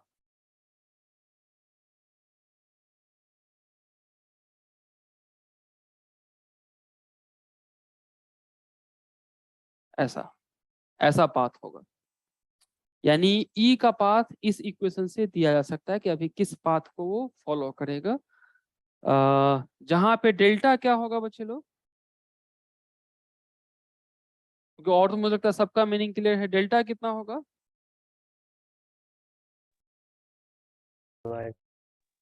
से क्या कहा जाएगा?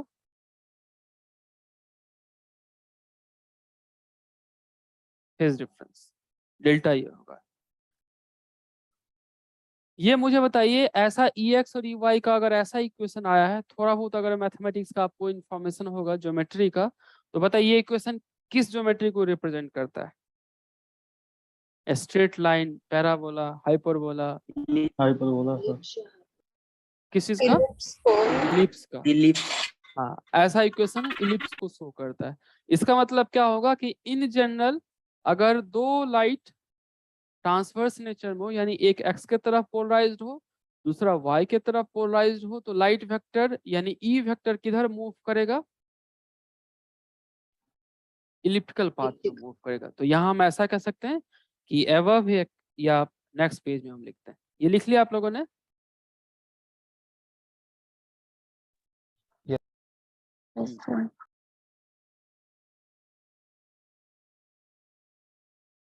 सबने लिख लिया? यस। होगा क्या, हम इसे कहेंगे कि above equation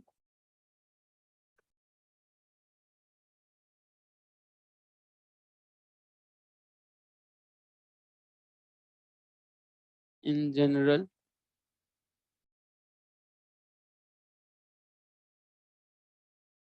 represent an elliptical path.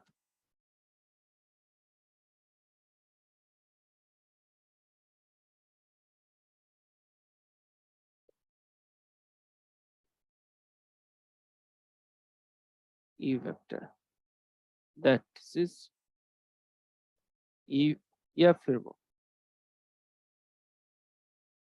जैसे देखिए कि ऐसा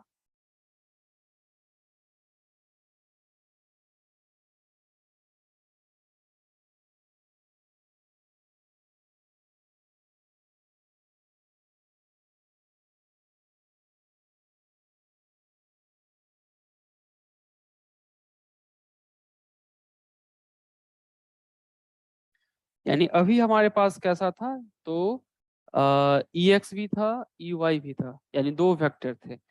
एक तो EX की तरफ वेक्टर था, दूसरा हमारे पास EY की तरफ वेक्टर था ये। और हर एक वेक्टर का अपना अपना फेज था, फेज नहीं होता तब तो कंप्लीटली लीनियर होता। तो ऐसे वेक्टर जब आपस में कंबाइंड करेंगे, कुछ उसका अपना इनिशियल फेज होगा, तो ई वेक्टर किधर मूव करेगा, तो in general E vector elliptical path move करेगा, यानी समहाउ आप इसको ऐसे शो कर सकते हैं।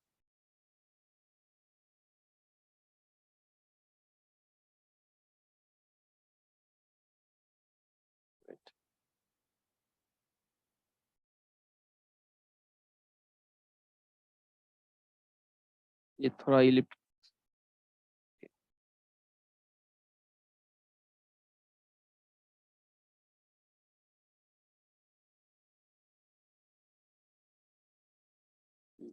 ये थोड़ा सा अच्छा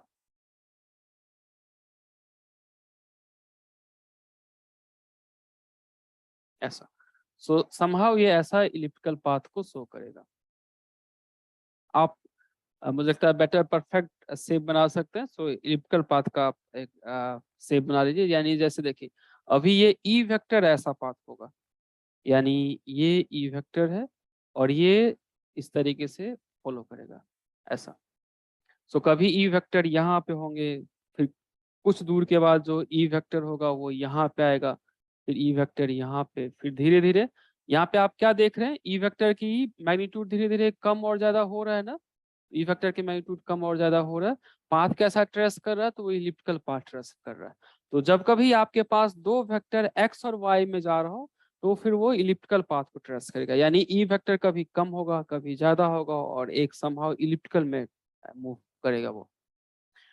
तो इस यूनिवर्स का मोर फंडामेंटल शेप कौन सा है, तो मोर फंडामेंटल इलिप्टिकल होता है। जितने हमारे प्लेनेटरी सिस्टम है सारे में ऑब्जेक्ट किस पाथ में मूव करता है, सर्कल में या इलिप्टिकल में?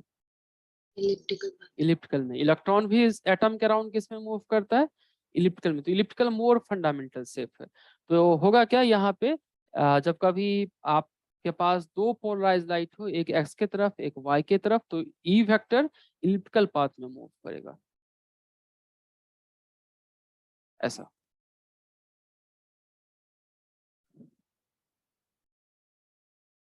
आया समझ में बच्चे लोग? सर हाँ बताइए। सर आपने जो एक अनपोलराइज्ड लाइट का वो बताया था, जिसमें मतलब कि सारे डायरेक्शंस में लाइट रेज जा रही थी सर, उस केस में तो वैसे तो हम कोई भी किसी भी केस का सुपर पोजिशन निकालेंगे तो एक हमें किसी न किसी शेप का पोलराइजेशन तो मिलेगा ना। जैसे इसमें अगर EY बराबर EX कर देते हैं तो सर्कुलरली पोलराइज्ड हो जाएगी लाइट, और फिर इसमें इलिप्टिकल आ रहा है, तो ऐसे ही कुछ ना कुछ तो शेप मिलेगा सर जो उसको मेंटेन रखेगा, मतलब कंटिन्यूम बना रहेगा उस चीज का। तो फिर हम उसको इसका नाम, जैसे हमें ये शेप पता है कि ये एलिप्स है तो हम इसको कह रहे हैं कि एलिप्टिकली पोलराइज्ड है। अगर कोई आर्बिट्री शेप मिलती है और वही जैसे ये सर, ये हमेशा ही एलिप्टिकली पोलराइज्ड रहेगी किसी भी मोमेंट ऑफ टाइम या फिर इंटरवल में हम देखते हैं तो सर वैसे ही कोई आर्बिट्री शेप वो भी तो सर रिपीट होगी ना, तो सर उसको हम क्यों नहीं बोलेंगे कि वो आर्बिट्रली शेप पोलराइज्ड है। जैसे देखिए कि इस केस में क्या होगा कि अगर सपोज कीजिए कि आपके पास यानी आपके पास एक लाइट सोर्स है, ठीक, और लाइट सोर्स से अगर आपका लाइट परफेक्टली इधर जा रहा, जैसे अभी अगर हमने कहा ऐसा ऐसा, तो होगा क्या कि इस लाइट में एक मेजर एक्सिस होगा और इस लाइट में एक माइनर एक्सिस होगा, और इसकी जो वाइब्रेशन होगी वो रैंडम नहीं होगी। जैसे देखिए किसी टाइम में होगा क्या कि जैसे ई वेक्टर अभी यहाँ पे है, तो अभी उस वक्त आपको कितने ई वेक्टर दिखाई देंगे, एक ही ना, जो फिर किधर होगा, इधर पोलराइज होगा। अनपोलराइज लाइट में क्या होगा, अनपोलराइज लाइट में कि अभी एक वेक्टर अगर इधर है, एक रेज का अगर एक वेक्टर इधर है तो दूसरे रेज का इधर होगा, तीसरे रेज का इधर होगा, फोर्थ का इधर होगा।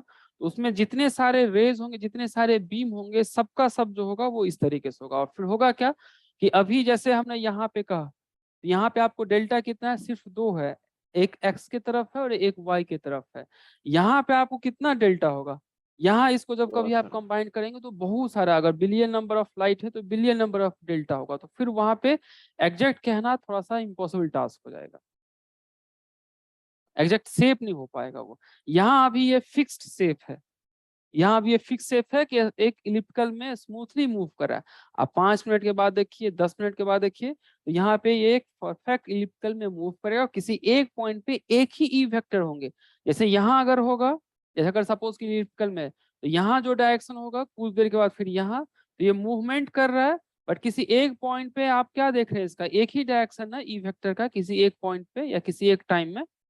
हाँ लेकिन आप क्या कीजिए, फिर मल्टीपल मार्कर ले आइए। जैसे सपोज कि हमारे पास ना बहुत सारे ऐसे पेन है, तो होगा क्या कि अभी एक ई वेक्टर इधर, फिर एक वेक्टर इधर, फिर एक ई वेक्टर इधर, और सबके बीच अलग अलग फेज है और फिर ऐसे करके मूव हो रहा है, तो वो हमारा अनपोलराइज्ड लाइट होगा।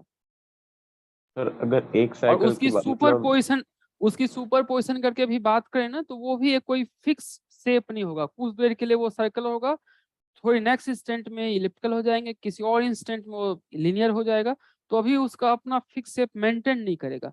ये अपना फिक्स शेप अभी परमानेंटली मेंटेन करेगा कि थ्रू आउट ये इलिप्टिकल है, 5 मिनट, 10 मिनट, आधा घंटा, 1 घंटा, सबके लिए इलिप्टिकल है। बट उसमें क्या होगा, उसका सुपर पोजिशन स्टेट वो कोई फिक्स शेप लेके नहीं रहेगा, तो उसको हम कहेंगे कि अभी अनपोलराइज्ड लाइट। सर मतलब यही मैं पूछ रहा था सर कि अगर कोई आर्बिट्री शेप मिलती है, मान से कि हाँ, तो वो अमीबा की शेप आर्बिट्री शेप मिलती है अगर तो फिक्स्ड हो जाए तब तो वो पोलराइज्ड हो जाएगा, एक नई टाइप अच्छा। का।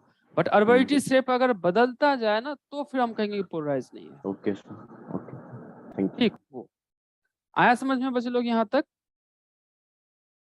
Yes sir. Yes sir. Okay. अब होगा क्या कि जब कभी हमने सर्कुलरली इलिप्टिकली पोलराइज्ड लाइट कहा कि इन जनरल ये इलिप्टिकली पाथ है, अगर इलिप्टिकली पाथ है तो इसको हम क्या कहेंगे, अगर लाइट इलिप्टिकल पाथ में मूव करता है तो इसको कैसा पोलराइज कहेंगे?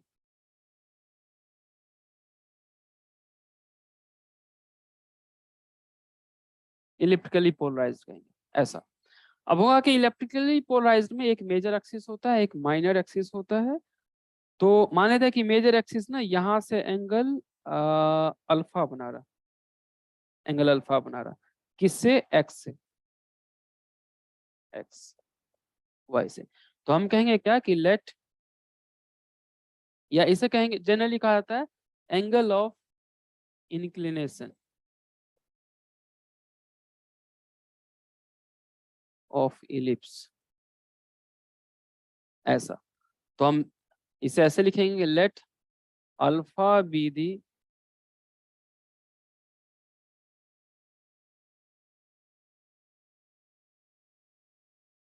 Angle of major axis with, अभी कहां से अल्फा हमने मेजर किया है? X axis. तो इसका जब हम डिटेल वर्कआउट करेंगे, जो भी पार्ट हम यहाँ पे अभी स्किप कर रहे हैं, राइट, सो जब डिटेल वर्कआउट किया जाएगा तो अल्फा का वैल्यू आता है tan 2 अल्फा का,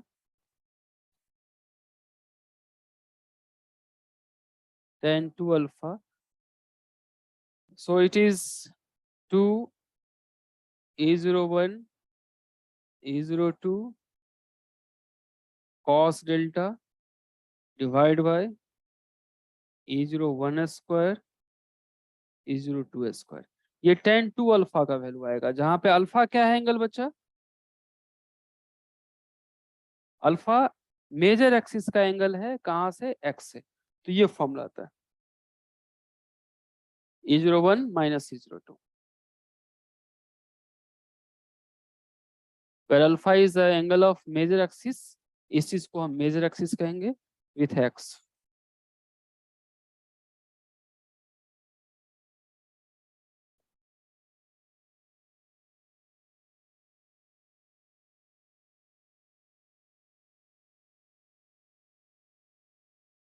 ये आई होप आप लोगों ने नोट डाउन कर लिया है ये।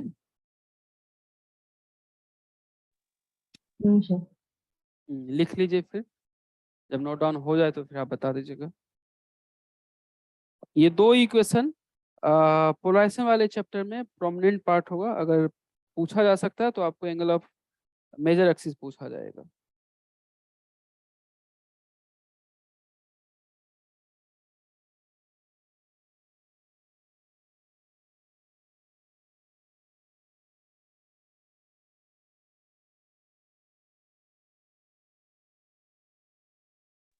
सर हो गया।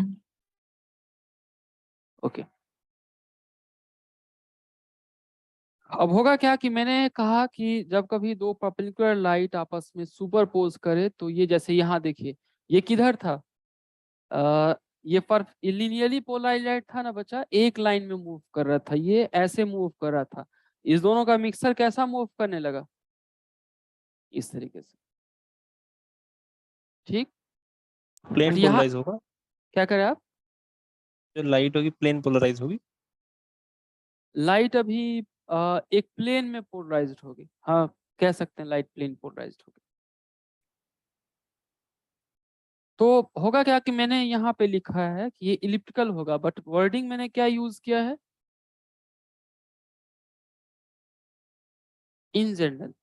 इसका मतलब 99% चांसेस है कि इलिप्टिकल होगा, बट कुछ परसेंट चांसेस है कि इलिप्टिकली से डिफिटेड होगा। जैसे ये लाइन लीनियर भी हो सकता है, अभी तो ऐसे इलिप्स में आपको मूव करता आ रहा है नजर, ऐसे एक चांसेस है कि ये सिर्फ लीनियर में मूव करेगा, ऐसा या ऐसा या ऐसा, सिर्फ लीनियर में मूव कर सकता है। चांसेस है कि ये परफेक्ट सर्कल में मूव करे, परफेक्ट सर्कल में मूव करे, ये भी चांसेस है। बट मैक्सिमम चांसेस किस चीज का है, इलिप्टिकल में मूव। हाँ, डेल्टा एक्स डेल्टा वाई के मैक्सिमम वैल्यूज के लिए, सर्कमस्टांसेस के लिए इलिप्टिकल में मूव करेगा। तो हम और अदर पॉसिबिलिटीज को यानी एक्सप्लोर आउट करेंगे कि और क्या क्या सब शेप हो सकता है जब दो परपेंडिकुलर लाइट आपस में सुपरपोज करे, जब दोनों में मिक्स करेगा तो क्या क्या सब हो सकता है। एक तो जनरल रेडीमेड आंसर है कि इलिप्टिकल होगा, क्या और कोई शेप होंगे, so that we will try to figure out.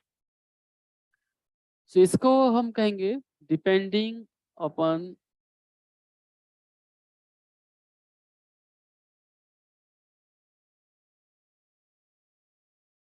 Values of delta.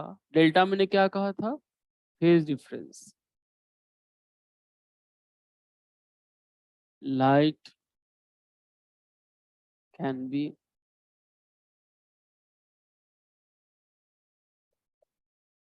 क्या क्या सब हो सकता है। तो first, linearly polarized light, second, circularly polarized light,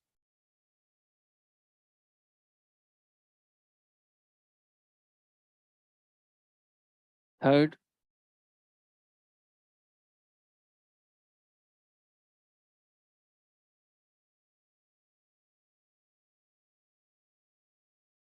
electrically polarized. इसका मतलब कितने टाइप के पोलराइजेशन लाइट आप कैम में क्रॉस करेंगे, यानी कितना टाइप के लाइट, कितनी टाइप की पोलराइजेशन होती है। पहले जो मैंने आपको सिंबल बताए थे वो किस लाइट का था, लीनियर। हाँ, लीनियर में भी दो टाइप मैंने बताए थे, यानी लीनियरली प्लेन पोलराइज्ड लाइट और linearly perpendicular to the plane polarized light. So दो नए टाइप आपने देखे कि सर्कुलरली पोलराइज्ड लाइट भी हो सकता है, इलिप्टिकली। तो लीनियर में क्या होगा, एक लाइन में मूव करेगा सर्कल में, एक सर्कल में मूव करेगा इलिप्टिकल में, एक इलिप्टिकली में मूव करेगा। तो ये तीन टाइप के मेजर पोलराइज्ड लाइट पॉसिबल्स हैं। सो यहाँ पे केस फर्स्ट,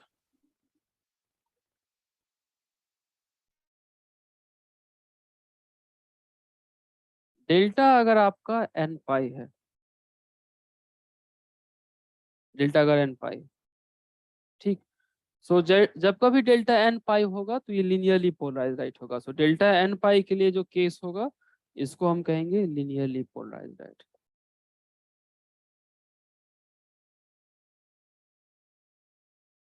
अब इसे क्यों कहेंगे वो देखिए, जैसे एग्जांपल है कि हम लोग मानते हैं और n की वैल्यू जहाँ पे क्या क्या सब होगा बच्चा, n की वैल्यू ऑब्वियसली इंटीजर होंगे। तो n की वैल्यू हो सकता है 0 1 2 3 4 5 so on, ऐसा। तो जब कभी डेल्टा आपका n पाई होगा तो वो लाइट कैसा होगा, लिनियरली पोलराइज्ड लाइट। क्यों होगा वो अभी हम एक बार इसे वर्कआउट कर लेते हैं, प्रूफ कर लेते हैं। ये लिख लिया आप लोगों ने? Yes sir.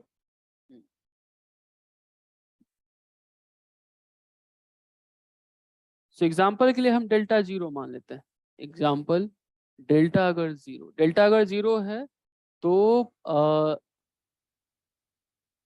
यानी पाथ ऑफ ई वेक्टर क्या होगा बच्चा, या trajectory of E vector?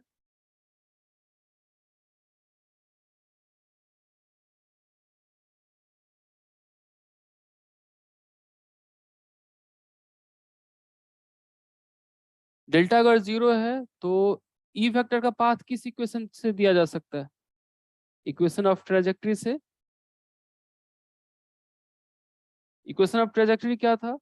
EX² E01² फिर plus EY² square upon E02 E02² minus 2E01 EX EY 2 EX EY cos delta upon E01 E02 EX EY E01 E02 cos 0 degree sine square 0 degree. और क्या लिखा जा सकता है इसे? EX² E01² फिर यहाँ पे EY² E02 2 EX EY E01 E02 equal to 0 लिखा जा सकता है ना? Yes sir. और क्या लिखा जा सकता है इसे? थोड़ा सा और अगर हम इसे ड्रेस अप करें तो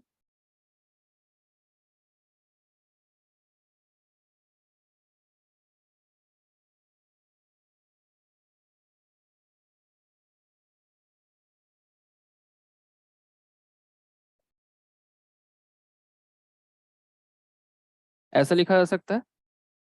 यस सर। इसी को सॉल्व करें तो और क्या लिखा जा सकता है? इसे लिखा जा सकता है EY इक्वल टू कितना बचा? तो EY लिखा जा सकता है E02 E01 EX ऐसा ना। ये कैसा इक्वेशन है? Straight line passing through straight line straight line ना, जहाँ पे ये स्ट्रेट लाइन है। Very good. कहाँ से लाइन पास हो रहा है बच्चा? ओरिजिन से। ओरिजिन ओरिजिन से ना। सभी ये स्ट्रेट लाइन की इक्वेशन है और ये ओरिजिन से पास हो रहा है।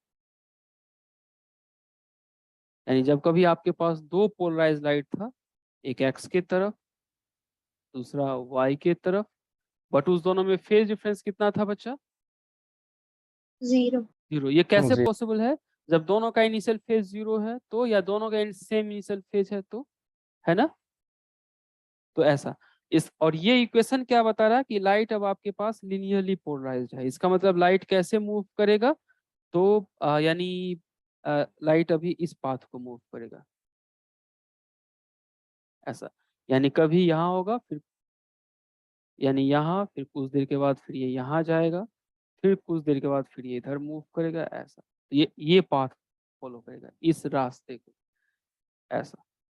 और फिर इस रास्ते में कुछ ना कुछ एक इसका अपना फिक्स एंगल होगा, यानी इसका कुछ फिक्स एंगल होगा थीटा।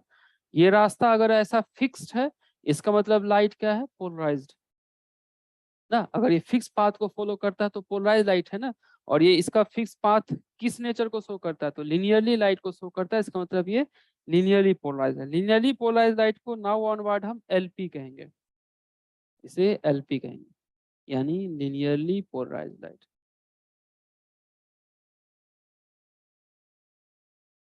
ऊपर लिख देते हैं, ये लिनियरली पोलराइज लाइट है।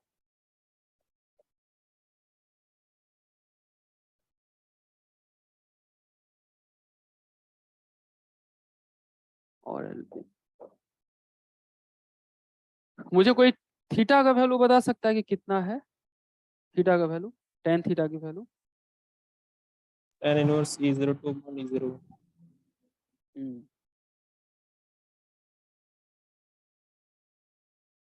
क्योंकि ये m क्या होता है? स्लोप देता है ना। या फिर आप लोग बता सकते हैं, मुझे बताइए tan थीटा का वैल्यू कितना होगा? E02 by E01 tan theta is equal to E02 by E01, ये, और इक्वल टू फिर क्या होगा, यही स्लोप हो जाएंगे ना। और आप कंपेयर कर सकते हैं ना, m को स्लोप कहा जाता है ना, तो m का स्लोप अभी क्या है, ये है ना स्लोप, ये वाला पार्ट जो है वो अभी स्लोप है, ये अभी स्लोप है। स्लोप इक्वल टू कितना, तो m, और इक्वल टू कितना, तो tan थीटा। आया समझ में बच्चों लोग? कोई डाउट है किसी को?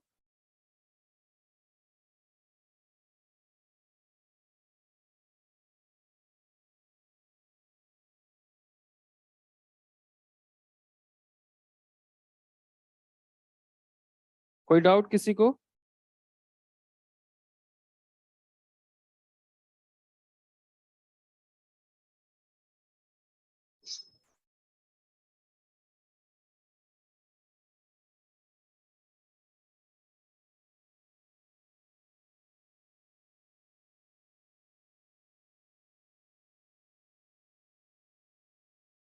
Okay, so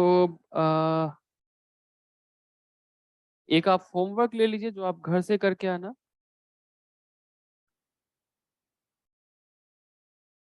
When delta is equal to pi, मुझे बताइए कैसा लाइट मिलेगा आपको,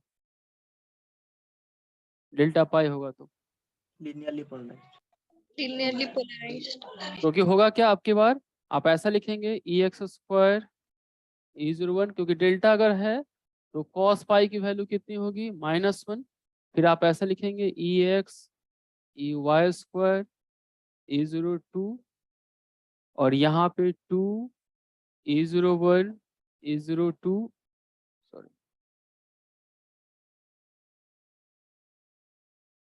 EX EY, यहाँ पे E01 E02, और फिर यहाँ से लिखा जा सकता है cos पाई, और यहाँ पे sin पाई कितना होता है बच्चा, 0 0 तो फिर हम इसे लिख सकते हैं, ये इक्वेशन क्या बन जाएगा, E01 और फिर माइनस माइनस प्लस हो जाएगा, EX EY और फिर E02 और फिर ये इसका स्क्वायर और इक्वल टू 0। इसे सॉल्व करेंगे तो EY की वैल्यू कितना आ जाएगा, -EX, इसको जब हम सॉल्व करेंगे तो आ जाएगा ये -E02 E01 और EX।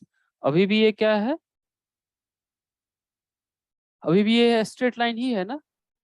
यस। हाँ, बट इस स्ट्रेट लाइन में और पिछले वाले स्ट्रेट लाइन में क्या फर्क है?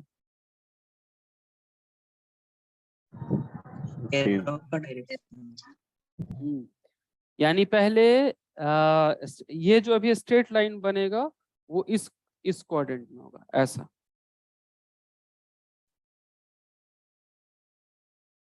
ऐसा, ऐसा होगा। ये नेगेटिव स्लोप है ना, इसलिए। तो डेल्टा जब कभी पाई हो, डेल्टा जब पाई हो तो एलपी अभी भी है, बट एलपी इस साइड वाला एलपी है। सो लीनियरली पोलराइज्ड जब कभी फिर 0 होगा, पाई होगा, 2 पाई 3 पाई 4 पाई, जब कभी ऐसा होगा तो लीनियरली पोलराइज्ड होगा। ओके, नेक्स्ट सर्कुलरली और इलिप्टिकली का हम नेक्स्ट दूसरे क्लास में डिटेल से डिस्कस करेंगे। ठीक है बच्चे लोग? yes okay sir sir. Okay या फिर आप समरी लिख लीजिए कि क्या सब होगा। सो इन जनरल इसका लिनियर का होगा क्या कि अगर यानी ऐसा लाइट है तो डेल्टा 0, ऐसा लाइट है इसका मतलब डेल्टा कितना, पाई, फिर ऐसा लाइट है तो डेल्टा कितना, 2 पाई। आपको लग रहा है फिर कहानी फिर से रिपीट करती जाएगी, जैसे 3 पाई लिखो तो किधर आएगा, इधर बुलाया जाएगा। ठीक, ओके, नोट डाउन कर लिया आप लोगों ने? सर प्रीवियस स्लाइड्स दिखा दीजिए 2-3 कुछ। अच्छा अच्छा, सर स्टार्टिंग से सर एक बार बता देना। ये yes second, sir. Third, third कहाँ गया? थर्ड में कुछ है नहीं। फोर्थ,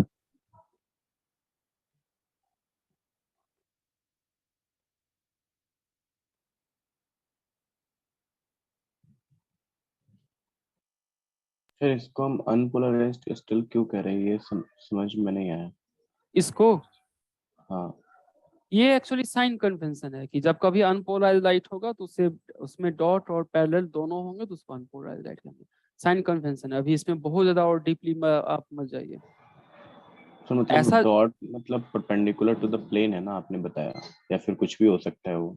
नहीं, जैसे देखिए अनपोलराइज इसको क्यों कहा जाता है, जैसे जब कभी अगर कोई पोलराइज लाइट है, हमने कहा कि इसमें ना रैंडम पोलराइज्ड है। रैंडम पोलराइज का नेट कंपोनेंट हो सकता है कि एक कंपोनेंट सबका सम किया जाए एक्स हो और दूसरा कंपोनेंट वाई हो, एक सबको वेक्टर सम करके एक एक्स एक वाई की तरफ कहा जा सकता है ना। हाँ सर। तो होगा क्या कि इसलिए इसको दो कंपोनेंट में, अनपोलराइज लाइट को दो कंपोनेंट में ब्रेक किया जा सकता है, एक एक्स की तरफ और एक वाई की तरफ, ऐसा करके। बट होगा क्या कि वहां पे भी जब हम सम करेंगे सबका फेज अलग अलग हो जाएगा, इसलिए फिर वो यानी फाइनली कुछ दे नहीं पाएगा वो, इसलिए इसको अनपोलराइज लाइट कहते हैं। अगर इस दोनों का फेज कुछ फिक्स होता है ना तब तो हम कहते, बट इस दोनों का फेज कुछ और होगा। जैसे देखिए इस दोनों में से एक लाइट इधर था और एक लाइट इधर था, तो उसका फेज अगर 0 हो तब तो वो क्या होगा, ऐसा वाला लाइट बन जाता ऐसा। लेकिन अगर पाई हो तो ऐसा। तो अब होगा क्या, इसमें कुछ ऐसे लाइट भी होंगे जिसका 0 होगा तो 0 वाले का ऐसा बनेगा रिजल्टेंट, बट कुछ ऐसे भी होंगे जिसका पाई होगा तो जिसका ऐसा बनेगा। अब ये दोनों मिक्स होके फिर क्या होगा, कुछ और बनेगा। आगे हम पढ़ेंगे कि कुछ ऐसे भी होंगे जिसमें पाई/2 होगा तो उसके लिए इलिप्स सर्कुलर बन जाएंगे, तो ये फिर क्योटिक होगा। इसको आप कुछ फिक्स नहीं कह सकते कि क्या बनेगा। ये सबके बीच फेज डिफरेंस ना रैंडम वेरिएबल होगा, तो इसको हम अनपोलराइज्ड कहेंगे। ठीक है ये। हाँ सर। Yes sir. आगे और डिस्कस करेंगे तो चीजें क्लियर हो जाएगी। तो ओके, अगले दिन इंटरफेरेंस सर का इसको प्रीवियस आगे वाली ईयर स्लाइड का में एक दिखा जो दीजिए। क्या करें आप? इंटरफेरेंस का ना क्वेश्चन सब डिस्कस किया जाएगा। मैं अभी उनको कह देता हूँ कि ट्यूसडे को क्लास हो, ट्यूसडे के मोस्ट प्रोबेबल। हालांकि अब तो ना इसको पहले एक बार कंप्लीट कर लेते हैं। कंप्लीट यानी अभी तक तो हमने कहाँ तक पढ़ा, लीनियर तक पढ़ लिया ना, अभी सर्कुलर और इलिप्टिकल ही पढ़ना है। तो एक क्लास और लगेगी, जब ये वाला पार्ट ना टाइप ऑफ पोलराइजेशन कंप्लीट हो जाएगा तो उसके बाद फिर हम यानी इंटरफेरेंस डिस्कस कर लेंगे। सर इस ऐसे टेस्ट के ही पहले आगे सर चलते जाएगा। हाँ, यानी एक क्लास अभी और हमें लगेगी इस वाले टॉपिक को कंप्लीट करने में, क्योंकि अभी ये रनिंग में है तो इसे एक बार कंप्लीट कर लेते हैं। मुझे लगता है 2 आवर्स और लगेगा सर्कुलर इलिप्टिकल को डिफाइन करने में।